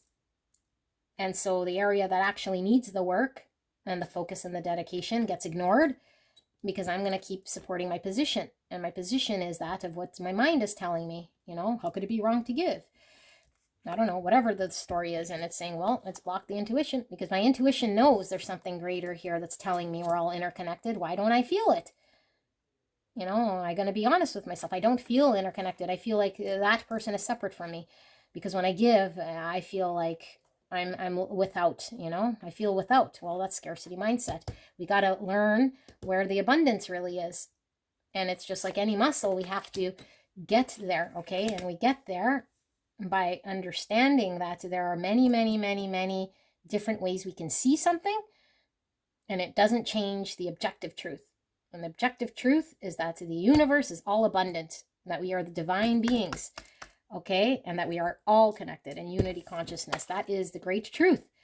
And once we see it, we don't unsee it. And so this person is ascending to this spiritual journey of connecting to this beautiful place, so we can vibrate higher and be light beings here, so we could give from an open heart space without any sort of expectation, without feeling like we're having to bend to, I don't know, someone else. But really, we don't have to. That's our own twisted way of thinking, So this is what I have, pile number 2. I hope this helped you, and I'll see you at the next one. Bye-bye. Hello, beautiful angels. Pile number 3. You guys picked the Accurate AF Tarot. Accurate as F. So we're looking at the connection you came here about, and what's there more to learn? Like, is it over? Is there more experience here? What does this person have to learn, or what do we both have to learn? I don't know what we're going to see, but what we saw for 1 and 2 was kind of what one energy was learning in that connection, and what they're still needing to learn potentially. And if we've learned all that, then maybe that's all we were needing to learn with that connection, and that's it. Now we can close that chapter. I don't know, okay? But if we resonate with that pile, and we're still kind of learning that lesson, then maybe that's where we can focus our energy. It could be our person's energy, what they're learning from this connection. Okay, but if I say it's you and it's them and it's not them and it's you and the other way around, you can crisscross where you need. Okay, I don't know who is what. I'm just reading energy. And if the connection doesn't sound like your connection, then most likely not your pile. Okay, I don't know what I'm going to see here. Hopefully it resonates for you guys. So 28 with joy. Beautiful. So the number 10, the energy of joy activates our feelings of happiness and well-being and supports a high vibrational frequency in our being. Wow. The first thing I got was enlightenment with the joy. Sun energy, Leo energy, sensuality. Oh my goodness. Number 9, 36, the frequency of sensuality reminds us that as spirits in human bodies, we are sensual beings experiencing joy and pleasure from the physical world through our senses. Oh my goodness. Okay, and we have presence, 32, or the number 5. The energy of presence supports our ability to focus our full attention and stay in the here and now. Interesting. Okay. We have open your heart, sets loving boundaries, 9-9. And we have rebirth, 7-7, personal freedom unleashed with the butterfly, all about liberation and freedom. It's also transformation. And the butterfly is the final state of transformation. Okay, we have relationships. Relationships are just mirror images of your own life, how you feel and treat yourself, as well as how you react and respond to different situations and people around you. Be aware that every relationship is an opportunity for soul growth. And we have gossip, light attributes, awakens consideration for the feelings of others, honoring trust. Shadow attributes, thrives on the power of passing on private or secret information, betraying confidences. Okay, teacher, light attribute, ability to communicate knowledge, experience, skill, or wisdom. Shadow attributes, manipulating or abusing students, teaching negative traits and destructive skills. Okay, and Saturn energy. So we have Capricorn and Aquarius energy pulling through. Mostly Capricorn here, I'm feeling. 7, number 7 is about faith, wisdom, reflection, understanding. Saturn could be about our dedication or putting in enough time and commitment and sort of our immediate gratification aside in order to commit to something more long-term. Here we have the Scythe. I'm getting abrupt ending, cutting things out.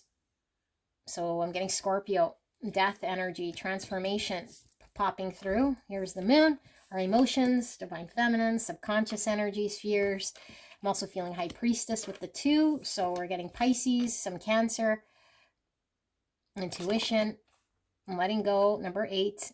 Okay, 8's about movement, change. It's also strength, so the courage to face what we need to.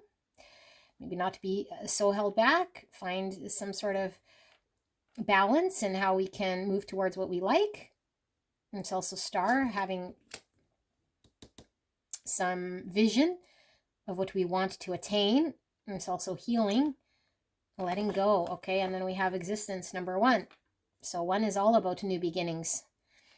Okay, potential opportunities. It's also Fool energy, because Fool is all about a new beginning, more Aquarius, and Magician energy, which is Virgo and Gemini. So let me sit with this before we pull the tarot and see what's tapped in here with this person, okay?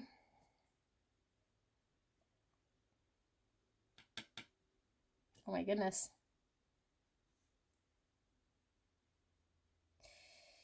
Wow. You guys, this person, okay, I'm only getting one person. I'm going to read it as your person, okay? So this is kind of what this person is learning in this connection. So once they learn this, then this, you know, is it over? Well, it could certainly be why you guys have met. And so they got to learn this part, okay, throughout this connection. I think this person was hella blocked here and really experiencing the beauty of life, like really connecting, you know, like feeling hands on their body, maybe like really being intimate and being able to express self. Like I feel this person might just like, I don't know, that whistle, I don't know how to whistle, but like I'm gonna try doing it. No, I'm not. I don't know. I can't stop smiling, so the whistle is going to come out weird. You know that? Like when we go, I'm laughing. That um, oh gosh, spirit, come on. Like when we go like, whoop, whoop, like totally checked out, okay? This person's checked out. And I don't mean like they're just stupid, but I feel like they're checked out, like I don't know, they might have just gave up on themselves a long time ago here. There's a lot of fear in feeling their emotions and expressing themselves. Like a lot of block here, okay? And so relationships impact this person in a way here that is not healthy, okay? And so the relationship with their friends, the relationship with their parents, siblings, whatever, other intimate relationships, any relation, the relationship with self, when they have to, okay, so relationship we have with everything and everyone, a relationship with food, a relationship with, like our own mind. We have a relationship with our own heart. We have a relationship with our own emotions, right? So all of these relationships need to be looked at in a way here that allows our authenticity to connect with that relationship in a way that expresses our truest self, that can experience that person, that moment in a truest form, rather than check out, okay? And we check out because when I am open, I have to be vulnerable. I might have to express. I might have big fears around this, or I might be so disconnected from my emotions I don't know how to express this. This person's in a massive, massive transformation here about connecting to how to express this, to put behind them an unhealthy thing here. Okay, an unhealthy thing here where they're checked out. And it's easy to just check out. And I think this person might use certain things to help them check out. So I don't know, like, what are they using as distractions here? This is the type of pile that could fall back on, like, I don't know, substance abuse, or I don't know, playing video games 24/7. Have I don't know, this world that they create that's not really real. And so this person is having to learn about how to express and dive into emotion here, and I mean, they might not go diving the depths of this emotion right straight away because there's so much fear.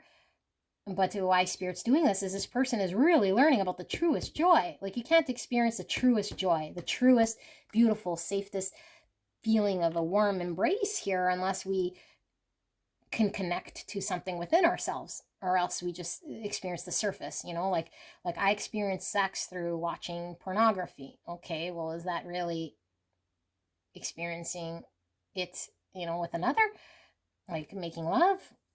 Or I experience sadness through watching, I don't know, like sad movies. Okay, but is that really experiencing it and allowing ourselves to feel it? So I feel like this person is in a world here that is pretend, that's fulfilling them, but it's checked out. Okay, so they're existing in this universe as a being, and they're needing to connect to this. There's a lot of fear around this because for whatever reason, at whatever point in time, this energy I'm tapped into experienced a fragmentation. I had a very bad experience because I had a divorce and now I can't connect to a part of my emotion. Or I experienced my parents go through a divorce. Or I came into this world full of trauma from my past life. And so there's a lot of fear in connecting to my emotions. And so I carried this for some time, and then I just became very disconnected. And when there's people around me and things going on, I look like this. I don't know, like, is this person sort of bordering on seeming like a narcissist here because they can't communicate some sort of thing? But they're not, I assure you. There's a beautiful energy within this person. And they're learning to express this. And so this connection here is teaching this person. And you could very well be somebody who is very articulate, who might be very in tune with your emotions, who might have no fear in expressing things, And so I feel like this person has had a very difficult time up until now, like a long, treacherous time. Like, can you imagine being disconnected for this long? And so this beautiful opportunity is this. Like, look at these two cards compared to this. Like, energy that's going on here. Like, this is like what this person could experience. We all could experience this beautiful experience of joy and enlightenment. Okay, this person's heart's opening. And we can't stop the heart from opening. It happens. And so I feel this connections open this person's heart, but I feel like this person is learning about the healthy boundary. And in a way here, it's funny because it's like opposite of pile 2 in a way, because it's like pile 2 is like the giving type, you know, giver, giver, giver. This to me feels like I'm so scared to even say a little bit of how I'm feeling here, because then I might lose myself, you know? So it's like, well, where's this person's boundary? So this person might have a very unhealthy relationship with their sense of personal freedom, which is, this makes me feel free because I'm not tied to anyone or anything. And so I feel like I won't get hurt. But this is an unhealthy way of engaging. And so there's some form of hyper independence with how this person perceives freedom, and they're being reborn. Okay, but we need to have a death before we have a rebirth. And a death is a transformation, a letting go and a cutting out certain things. And I feel like certain things that keep this person in checkout time, checkout land, right? Doo-doo. You know, whatever. I drink a lot till I pass out, or I just don't live in reality. And this is painful because there is a reality going on in front of this person. And so we're needing to let go of that distraction or that world that's fantasy in some way, because we connect somehow to this thing as it's the reality, but it really isn't. So something's coming through with the ripple effect. I don't know, butterfly effect, ripple effect, like, I don't know. We'll see what the tarot kind of pulls through here, but I feel like this person is definitely having to heal a certain part of this. And I feel this connection is giving this person some sort of purpose with this rebirth. And the rebirth isn't pleasant. It feels challenging, you know, especially the cutting out of certain things.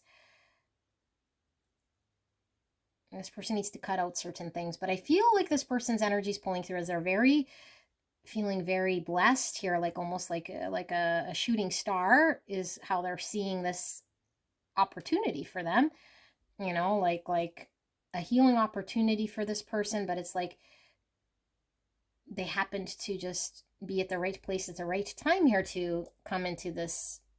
Yeah, and the butterfly effect, like there's something very synchronistic they feel here, like this is exactly for me, you know. And had I blinked my eyes, I would have missed it. And because of pile number 3, like this, that, and the other are now sort of true. So I feel like there's a series of things that are really happening synchronistically in this person's world that they can't deny or suppress. That's making them deal with this checkout time. And so this is going to take time. This person has to commit to getting clean or getting sober, or, you know, or acknowledging the unhealthy part that keeps them in fantasy land or not in reality, and not running away from sensual things such as true connection and love and joy.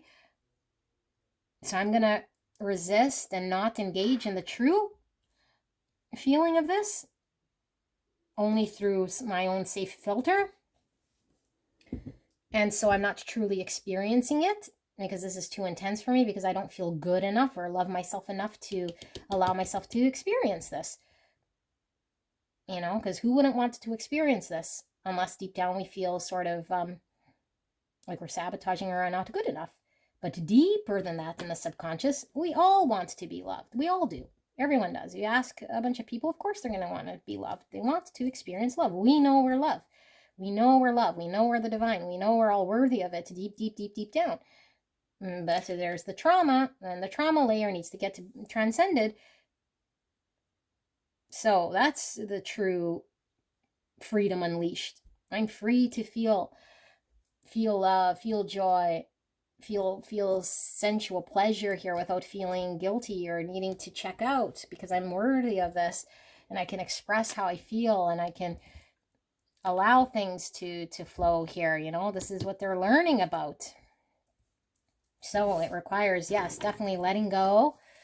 Spirit, for pile number 3, this person I'm tapped into. What more does pile number 3 need to know about this person? This person that came here about in this connection and this profound lesson that this person is learning about. Clear and concise message for the greatest and highest good of pile number 3. What more in regards to this connection is happening here between pile 3 and their person that pile 3 is needing to know about? Thank you so much, Spirit, for this message. So we have 4 Pentacles revealing itself, and under that we have the King of Swords. Look at that, articulate, which came through as a word when we were talking about articulate our feelings. And you might be very articulate, right? Like you're able to communicate in a way that makes people understand how you feel, your emotions. You can express it, okay? And this person doesn't know this, or they suppress it, or it's difficult for them to do this. So they're up in their mind, and this is the checkout time, the King of Swords. I'm in my mind, I'm in my mind. So 4 Pentacles, this is that hanging on to the safety of the checkout time, or that suppression or that distraction, and I need to let go of this thing. But that's my comfort zone because it makes me feel like I'm not exposed to the joy and the sensuality that feels very intense for me right now because I don't feel worthy of it. Although deep down I know I'm worthy, that would make me feel very vulnerable. And I'd have to experience some sort of thing here, you know, and this guy has no shirt. So I'd be exposed. I'd be vulnerable. Okay, and so right now my mind's protecting me. So we have 6 cups, and it says healing on this one, serenity. 6 cups is the soulmates card, okay? But it's a person, place, thing of the past, a memory of the past, an incident of the past that is in our mind here, that impacts our emotions. And so I had an experience that impacted me when I was a child or of the past here that's kind of really impacted how I express myself now. And it stunted my ability to give and take expressions and emotions. And so I just out in the thing, and I'm seeing cups, so maybe I drink. You know, that again is the distraction of whatever. I party, I zone out, I do the thing. That makes me feel 4 Pentacles here. And so I think I have it sort of all here in my world because it makes me feel secure. Meanwhile, I'm stuck. I'm really stuck here with the mountain, you know. This is more of an obstacle than it is allowing me to expand. So I need to let go of this world that I know, but in my mind has got me all sort of thinking another thing here. This person feels very connected to you with the 6 cups, soul connection. Yeah, star, the healing. She's really getting that shooting star. This person feels like this connection's a blessing. It's providing healing to this person. Okay, harmony, renewal, like and the rebirth, like they're being reborn here. They're healing this big part of themselves. So it's a once-in-a-lifetime opportunity for this person to really just allow themselves to experience this healing and this wish, this desire for them to make great change, because I feel like their future is going to be really impacted by this. Look, yeah, the butterfly effect, the ripple effect. One thing's lead to another, need to another. They need to heal this because there's great things this person's supposed to achieve here, okay? I really feel they're going to achieve things. So is it done with this person? No, because I feel like this person is still going through this. We'll see. This is more past position. So they might be amidst their healing or working on their 4 Pentacles. Okay. So we have the Dawn of Rings, reflection and diligence. This is the Page of Pentacles. Page of Pentacles, okay. And the 9 of Cups. Contentment and satisfaction. So I get multiple energies. One, I'm getting that this person is learning to find some sort of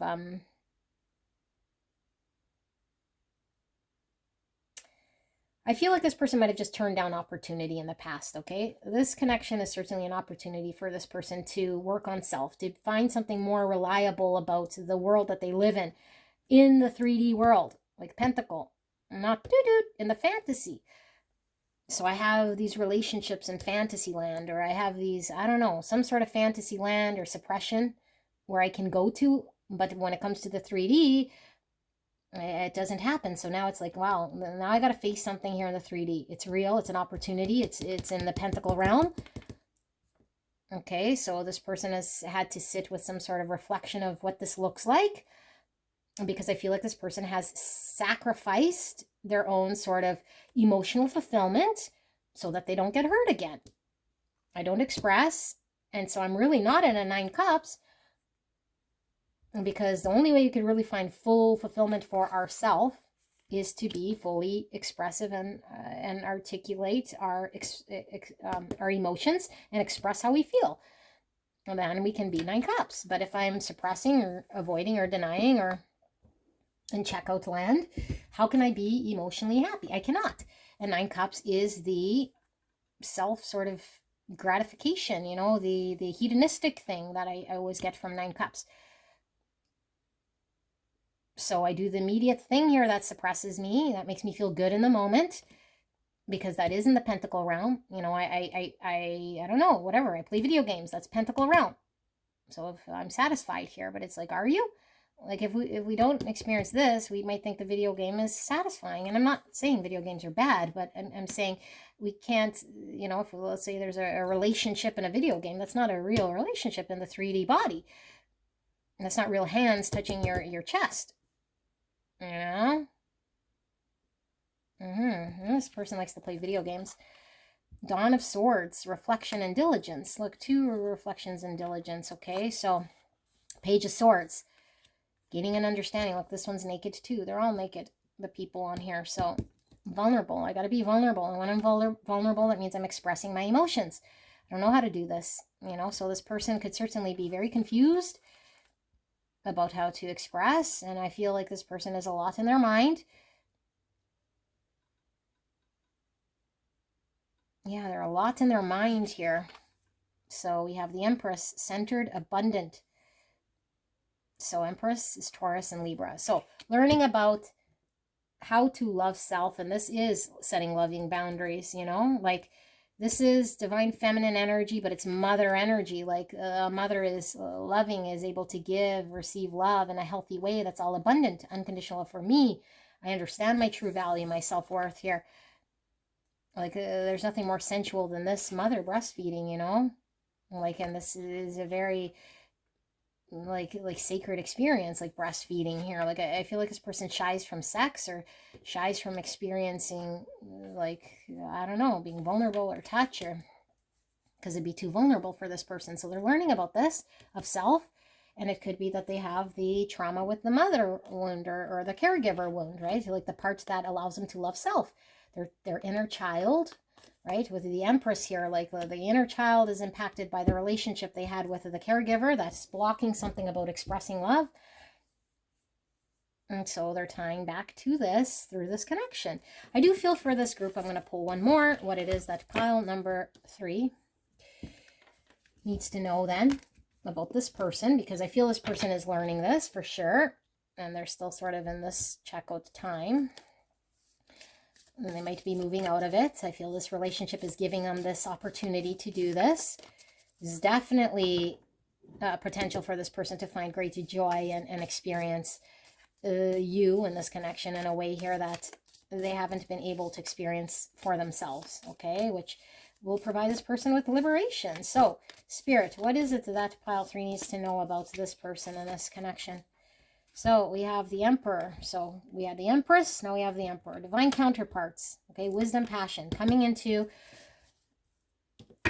our full divine masculine energy, which is a healthy, not distorted masculine energy, because the Emperor is empowered to face what he needs to.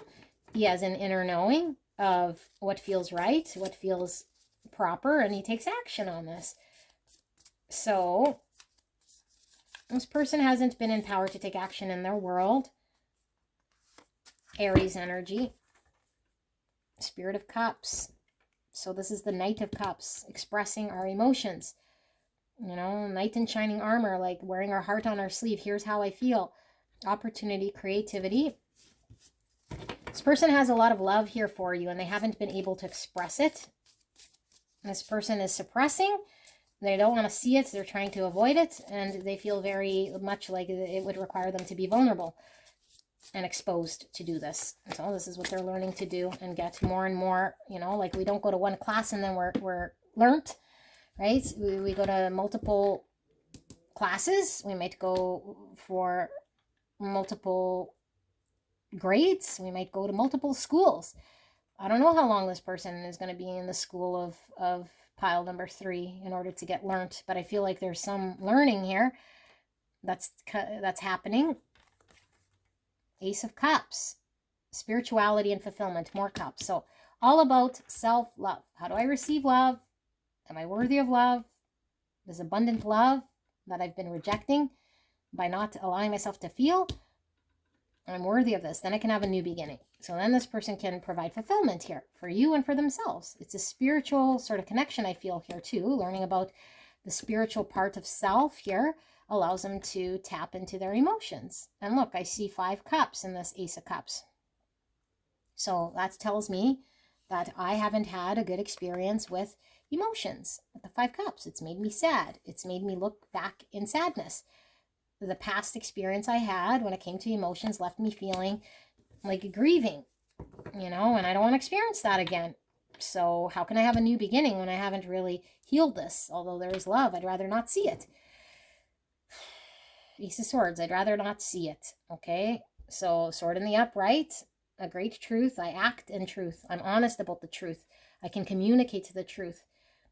I think this person hasn't communicated to you the great truth, you know, but I feel like this with breakthrough, this person is going to have a breakthrough. This is the whole point of this connection, to have a breakthrough and them seeing the great truth of how they feel, break through the energy that's keeping them sort of looking at the past thing that didn't work, so they could take action and have a new beginning with the Ace of Cups and the Ace of Swords. A new beginning in emotions by expressing themselves and taking action. Okay, this is all about action. I'm empowered to take action with my feelings. I can acknowledge my feelings. I can express my feelings. I can show my feelings. It's difficult for this person. That's what they're learning about. Okay, so if they haven't done this yet, this is what they're learning. We need to graduate here. I don't know how long it takes, you know, but I feel like we can only close our eyes at a certain point. You know, I don't know. But the halo here is giving me enlightenment. Like this person is certainly working on tapping into a part of themselves that's seeing a greater truth, you know. And so maybe when we're trying to check out here, it's like the divine's still pulling through, saying, well, there's something you're needing to work on, and we need to let go of some fantasy way of being so that we can really connect to our emotions and let go of this pain that's been hindering us, you know? Like we need to cut something out. So this is what I have. Beautiful angels. I hope this helped you, and I will see you at the next one. Bye-bye. Hello, hello. Beautiful pile number 4. You guys picked the Gotia and the Notoria decks, the shadow and the light. I don't know why both, but both came through. So I was like, okay, let's do both of them. Let's see what we're going to see here. We won't use the tarot just yet, okay? This is a shadow. This is the light. We'll see. We'll clarify with that. I have pre-shuffled oracle cards I've not looked at. We're looking at the person on your mind, this connection you came here about, and is there more? Is there more to be learned? Like, what's sort of the purpose here? And is there going to be anything further with this person that they need to learn about? Because maybe you feel like you're done, or it's been done, or it has been done for a bit, or you're not quite sure. Like, what's the main focus here? Okay. So, as usual, you might have to crisscross energies. If I say it's you and it's your person, or vice versa, you can do that. Okay, if there's specific messages, it might come through for 1 or 2 of you guys, but don't take specifics for you if it's not your message. Only the overall energy should resonate with your intuition. Okay, don't force it to fit, because this is a general collective reading and it's not everyone's message. Okay, so let's take a look. We have the 7th chakra. The energy of the crown chakra supports our feeling of being connected to a higher power and part of a larger whole. Wowzers, wowzers. Beautiful energy. 4th chakra, you guys, oh my goodness, I feel like crying already. Oh, so intense. The energy of the heart chakra supports our inner guidance system, which is governed by our heart and the capacity to love deeply. I'm so connected to the heart here, you guys. I feel you. I feel you. I don't know if this is your energy, you know, I feel it is. I feel whoever's here, because this would be where your home is here in this channel, because I feel very much a deep sense of spirituality and love coming from this person or this energy. Okay, clear energy blocks activating the higher chakras. Yes. I do not pick these, by the way, okay? I haven't even looked at these cards. So very much a beautiful flow here. A mother's love. Oh my goodness. A mother's love is reaching out to you at this time and holding you close. She knows how much you miss her and wants to remind you that this special bond of love can never be broken. Beautiful. White rose. White is all about purity. Mother's love is all about unconditional love. I'm feeling Empress energy, Taurus, Libra, abundance. Okay. Hope. Your loved ones in the spirit world know when to reach out if they see you're at a low point, whether you're caught up in a difficult situation or struggling with someone specific in your life. There is always hope. So we have one Ace of Wands. Okay, Ace of Wands is about following inspiration. It's being very fired up here. Okay, like a spark. It gets us going. Interesting with the white again. Purity. Pure consciousness. Slave, light attributes. Surrendering your power of choice to the divine with complete trust. Shadow attributes, giving your willpower to an external authority out of fear of making your own choices. Okay, and then we have child magical. Light attributes, seeing the potential for sacred beauty in all things and belief that everything is possible. Shadow attributes, pessimism, depression, and disbeliefs in miracles, believing that energy and action are not required for growth. Calcification, 64. Or the number 10. 10 is about completions, ends of cycles, transformation. Here we have the single flame again. Single flame burning. Okay. And we have against nature. 56. Or the number 11.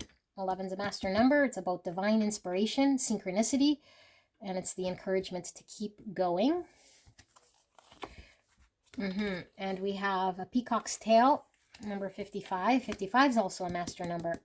Okay, change is the only constant, and it's about the divinely orchestrated change. Wow. Let me see. Wheel of Fortune. That's the divine here I'm feeling from this wheel. I'm getting Hangman, Pisces energy from the rainbow. Also star energy with hope. I'm also feeling some Scorpio energy with this darkness here. Okay. And we have lead, the black and the white, Chariot energy pulling through, Cancer energy, balance. Okay, the shadow and the light. I'm feeling some Temperance as well, so Sagittarius energy with the lead. A little bit of Capricorn as well with the lead. Wow, okay, this is intense, this reading. 4 with postponement. And everything's sort of in black and white, except for in the frame. We got color, and we see the rainbow in the shirt, on the chest, and clouds. Okay, so postponement number 4. 4 is about structure and foundation, stability, planning. 4 could be Emperor energy. It's also 4 is the death, which I was feeling from the black here, Scorpio, transformation. Okay, and then we have celebration. 3. This is giving me 3 cups. Okay, relationships. Okay. So let me sit with this energy here. Wow, this is something else here. It could certainly be you guys, your own energy. So just give me a bit. If you hear noises, that's my son.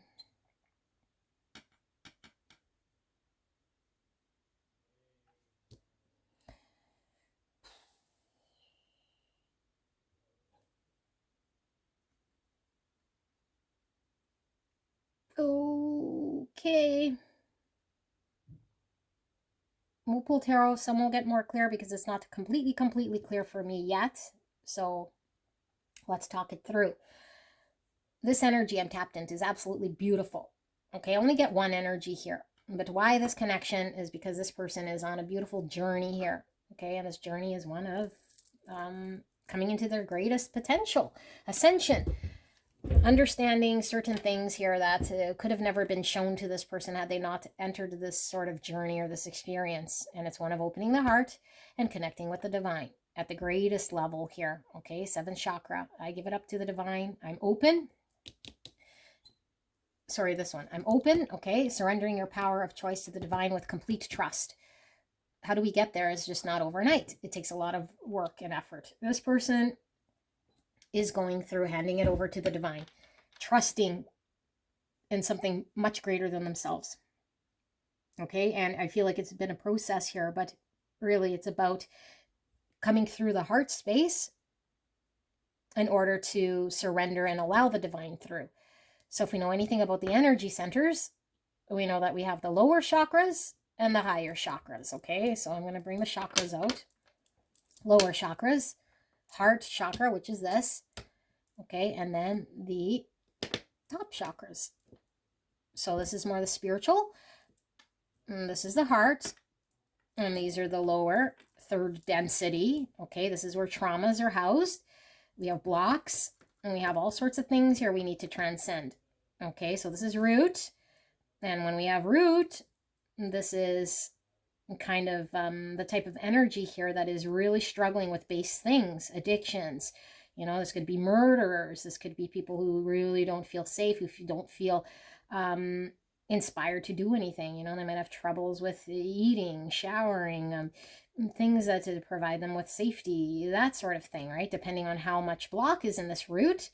Okay, this is their sort of the opening to their energy center is in the root here. So if we have a block here, then everything kind of stops here.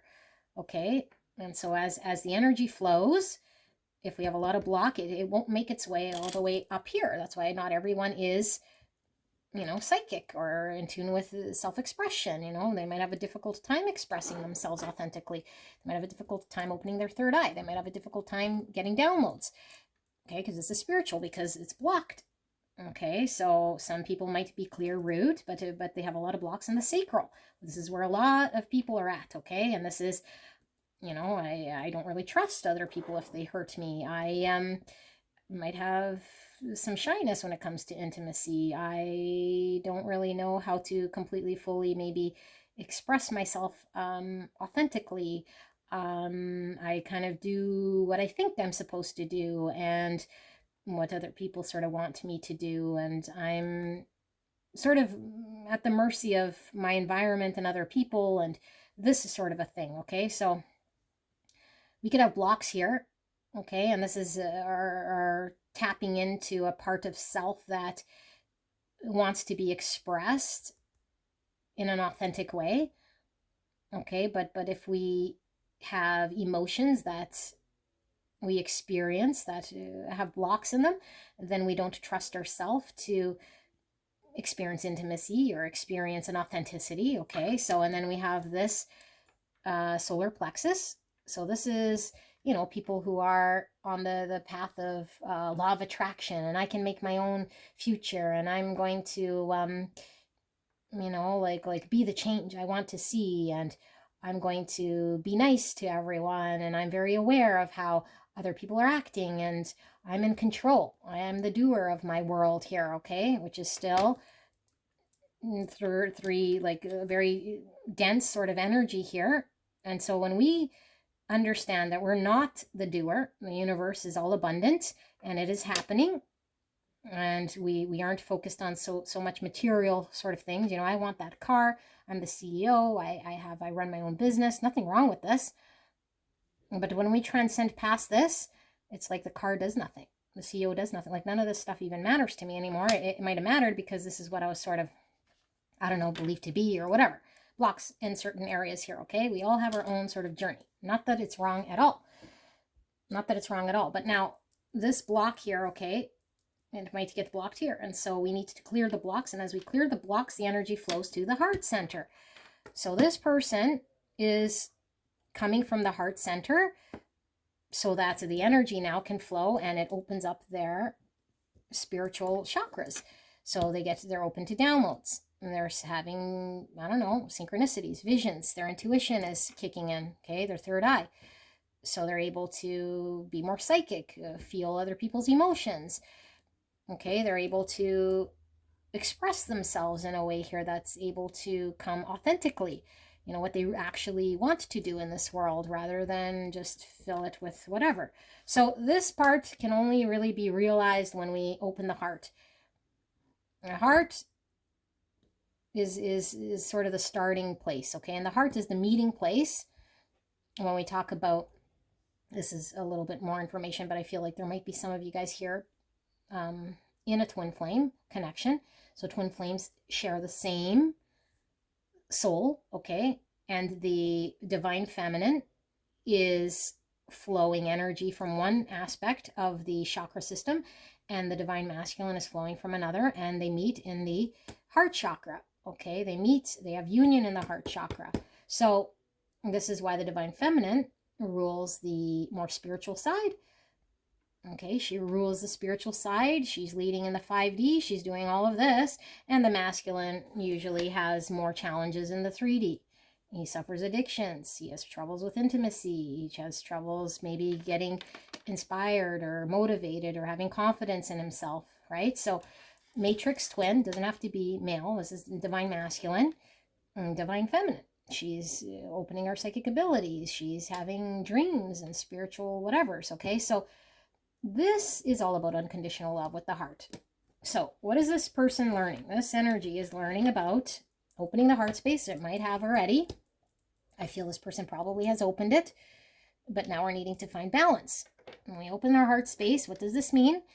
It doesn't mean we're constantly now living from a heart space. It means I've opened it, and now I need to find balance. I've opened it, and now I need to know what unconditional love is. I opened it, and now anywhere that I'm stuck, I'm needing to work within myself. I opened it, and now I see all my blocks. I opened it, and now I see a different way of engaging and seeing the universe from all these different perspectives. And none of them are right or wrong.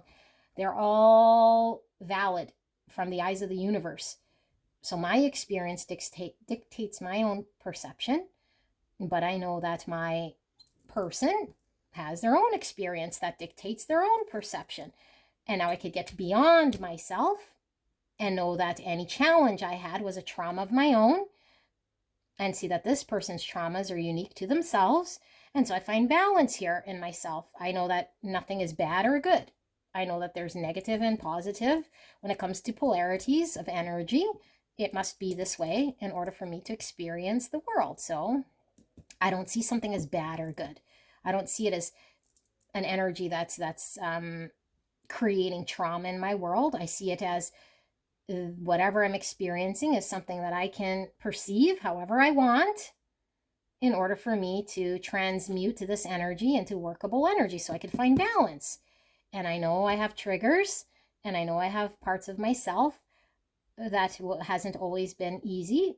And so I'm needing to work with this energy from within me so that I could see the beauty in everyone and everything. Okay, and so this brings my soul tribe towards me, all the people that are meant to experience me and all my beauty, because I see the beauty in them. And regardless of what's going on in my world, I see the beauty in these people. Even if these people have shadows, even if these people have different sort of perceptions of how they're living their life, it doesn't impact me one bit, because I am my own sort of energy, ray of light. And I know that me and this person are connected beyond their trauma, and that they have their own journey. And so all I can do is focus on my own, my own sort of stagnation here. And so I'm unblocking these blocks in my energy field. So this doesn't mean that the divine feminine doesn't have blocks in her lower chakras. This means she is removing the blocks of her lower chakras in order for her to have pure heart consciousness, so that now up the upper chakras, there's no blocks in these. Okay, these, like, I know it's a misnomer when we hear, oh, they have a block in the throat or a block third eye. It's not really a block there. It's the energy can't flow from the bottom to reach this state, and so it gets stuck in the lower. But when she clears the lower, if she has addictions, if she has, she can suffer from the same things, intimacy, whatever, she's blocking these. Okay, and I feel like as she blocks these, the energy flows towards the crown. It goes upwards throughout the crown. So she's removing all of these blocks right now with the calcification, and this connection has inspired her. She's ignited. She's on fire. Okay. She's also probably very creative here, because creativity is at an all-time high when we're fed information from the divine. When we open up those higher chakras, like our third eye, we get very creative. You know, she's very creative here, and she was ignited by this connection. And this is burning all the blocks here within her. And so her world that's once been black and white is now lit up in color. She sees everything and everyone as this beautiful, loving light. And her perception has completely encompassed all of these unique perspectives of everyone and everything, because she knows she is. Now, this doesn't mean she agrees with everyone's perspective, because some people might be very twisted in their perspective when it comes to the reality of the universe, because there's only one real truth, and the universal truth. But people in the universe have their own experience, and they have their own perception. Okay, and everyone's perception is equally valid.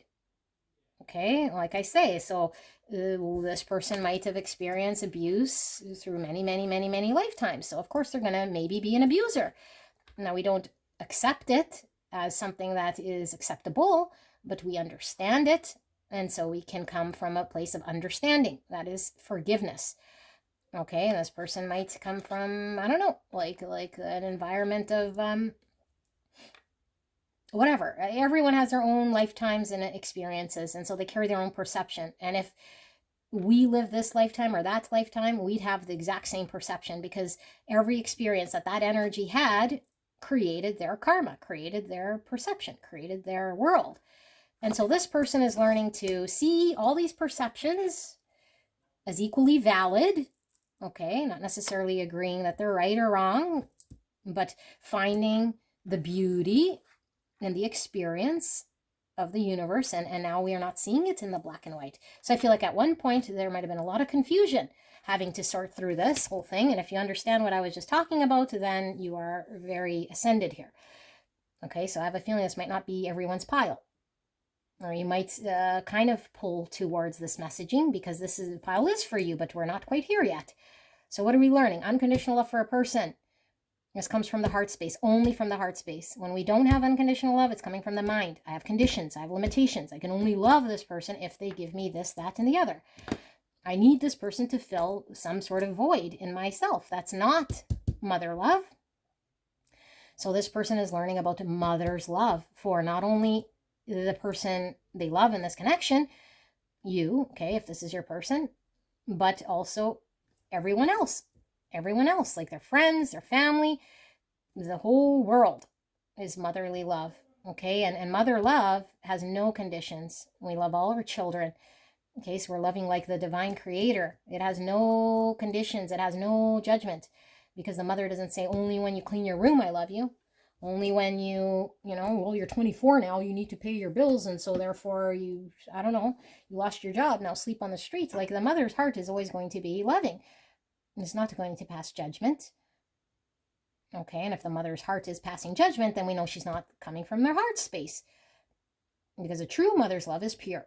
A true mother's love comes from an unconditional place. It doesn't matter what the child does. And so this we can have. We don't need to be the mother, literally.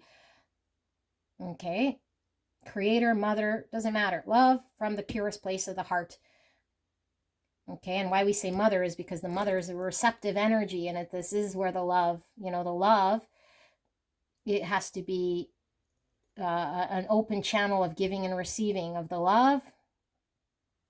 And so if there's any block, we cannot give it, or we could think we're giving it, but it's not from the heart. It's giving from the shadow place, giving from the mind, giving from the limitation. But when we give from the heart, we're now ready to receive because there's no block. But when we give from the shadow place, the trauma, then we're trying to attain and we're trying to keep it, and it falls in the abyss, in the vacuum. We need more, and it's not fulfilling. I'm not finding the thing. But when I give from this, it's already fulfilling. It's a beautiful energy when I give this from here. It fulfills me, and it comes back to me tenfold. And it's a beautiful feeling I have when I give from my heart. And this is not a very good feeling because I always feel thirsty. I always feel like I need more from the well. because it falls in the abyss. Now, this is the trauma that I needed to heal, and this person's healing this, and they're being divinely guided throughout this, you know, seeing all of this beauty in the world, seeing everything in color. This person's world went into color from black and white by experiencing this connection. And I can really relate with this pile. This is a beautiful energy here, okay? And so the only way to really connect to this is to be very pure at heart here, like a child. We don't have preconceived anythings. You know, all of these colors are all the various ways we can see it, like a child. The child doesn't have preconceived anything because it doesn't know. It's innocent, it's open to know, okay? And we give it up to the divine. We just give it up.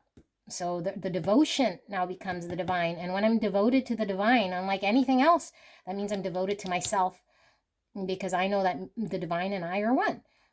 And so when I'm completely devoted and committed to the divine, that means I love myself. I am devoted to self. And when I have unity consciousness, knowing that me, myself, is connected to everyone and everything, including my person, okay, then that means that I am completely devoted to that person and all people, because we're all connected. This is the motherly love. They're all my children. And I get it. We don't all have to be this Messiah, you know. It's not about being perfect. It's about allowing the authentic love to come out however we love, you know, because there's thousands and thousands and thousands of mothers. And we don't say like, you know, let's say they're all giving from a motherly unconditional love. It's the same vibration that they're pulling from, regardless of who this person is. It might be showed differently, you know, it might be expressed a little differently, but it comes from that place. And so this is what this person is learning about. Wow, that's their journey. So, this was charged. Let's look at the shadow. Maybe this is why it was this way, that we have shadow. Oh my goodness, these cards, shadow and light energy here with the Gocha and the, what's the other call? Notoria Tarot. I don't use these very often. Shadow cards went all barfed out. So let's see. Spirit, clear and concise message. I do feel I need to give these a good shuffly doodah. Clear and concise message for the greatest and highest good of pile number 4. So we have the 10 Wands in reverse.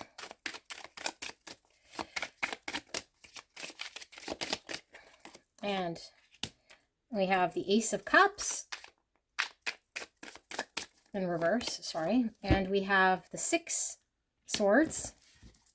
Is it 6 or 9? I'm so sorry, I gotta... Yeah, 9. 9 Swords.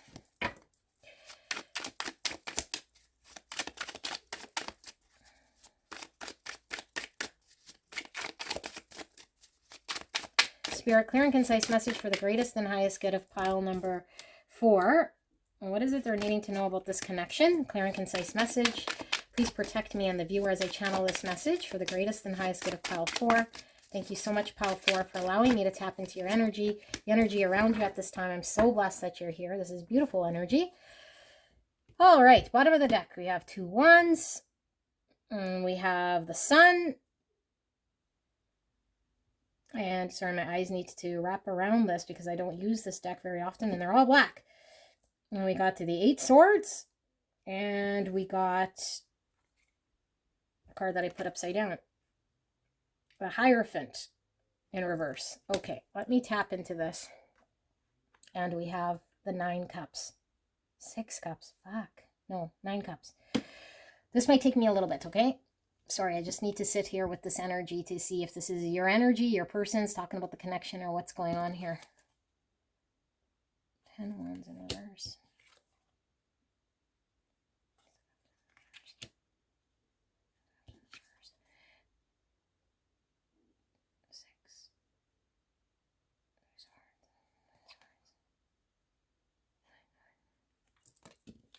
Oh, for the love of God. 9 Swords. 2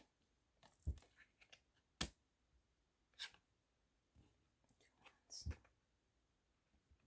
9 Cups. The Sun. 8 Swords. Okay, this is your energy. And you and your person could certainly be mirroring in some regard, maybe in a different capacity. Because again, I really feel I'm probably reading for a very deep spiritual twin flame connection here, because there might be mirroring, okay? But this is definitely tied to the same energy. And this is where this person sort of came from, because we're looking again at, is it over, you know, like where's this journey ending sort of thing. And so if you haven't reached this state yet that I was talking about and all this beautiful stuff, this is where this person's headed. But they'll resonate with this experience. This person can't know more down the path that they've been on, okay? And there's a lot of anxiety this person has gone through. They've gone through a dark night of the soul. They've had to learn about self-love and seeing the beauty in themselves, giving themselves self-love, okay? Because wherever they were sitting here was in an energy that didn't allow themselves to see the beauty that was within them. So lots of anxiety in this connection. Lots of being in their mind. So they had to cut through seeing the illusion that was going on around them, that was keeping them very stuck and limited. And it was happening in the mind, what they believed to see to be true. So they made the decision, and they chose here that the choice is theirs to go down a different path, that their happiness is in their own hands, that their ultimate happiness is really what matters here, to get them going, to find emotional happiness for themselves, because they chose to love themselves. I love me. I need to find happiness for me. And the path is open for me to do this. It's always open. So I could stay here in anxiety. I could stay here in my limitation, or I could go down this path. And if I go down this path, I have to completely turn this whole thing around in my world.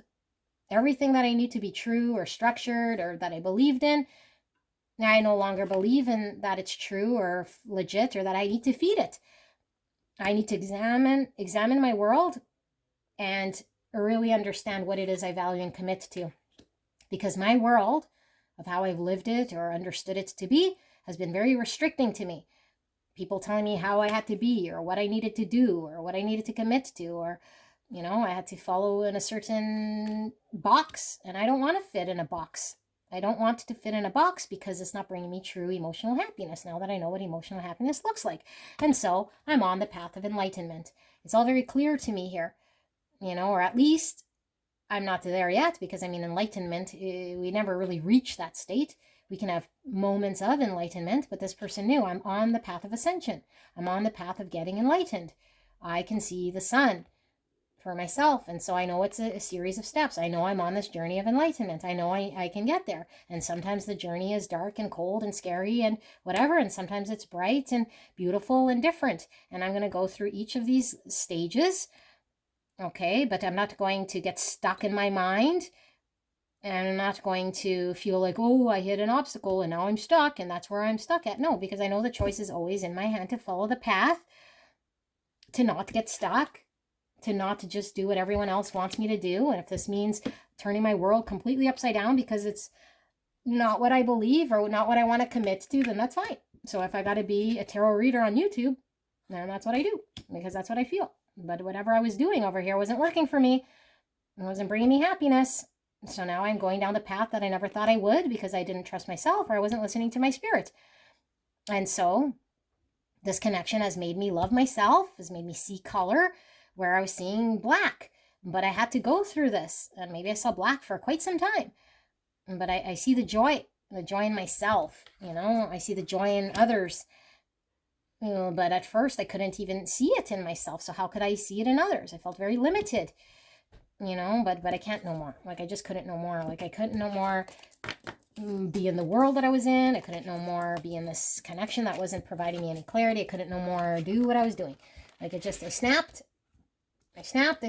tiddly-tat. So after I snap, then the real beautiful thing comes in, okay? So we snap, and when we snap, it's like something within us knows a pure truth. Something within us sees the two wands. Something within us acknowledges that we have trauma. Something within us sees where we're going against our truest self, and it wants to deal with this. It has a hunger to deal with this, okay? It doesn't want to get complacent and sit there saying, oh, it's me, I have all this trauma. If other people just did it, it's like, no, I'm fired up about me. I'm fired up about my love. I'm fired up here, and I know I have this trauma, or I know I have this thing within me that I want to look at. And so let's look at the light energy here for pile number 4. Spirit, what does pile 4 need to know then about this energy that I'm tapped into? Them, their person, whoever's coming through here. What do they need to know? So we have the King of Pentacles. King of Pentacles in reverse. So that is Virgo, Taurus, Capricorn. We have the frackin' 10 swords in reverse. And we have the 9 swords in reverse. We have the King of Swords. I know I don't use this deck because the numbers are all confusing. So King of Swords is Gemini, Libra, Aquarius. Now we got 2 kings. Spirits, clear and concise message for the greatest and highest good of pile 4. What are they needing to know about this reading, about this connection?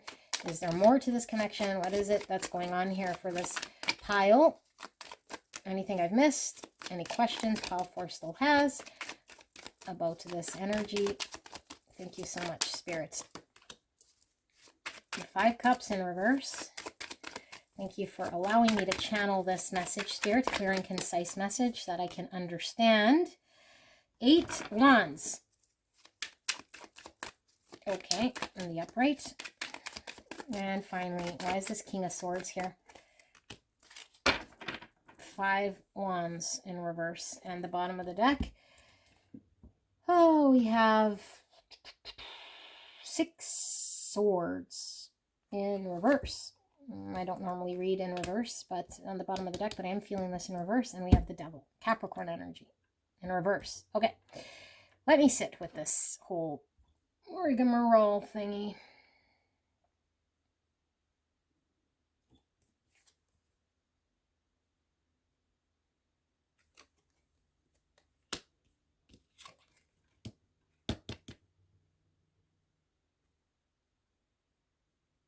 Look at that Ace Wands again. What is that one wand? That one flame that keeps burning. This person has like an internal flame that's come alit, that's come alive, you know, that's moving this person. Okay.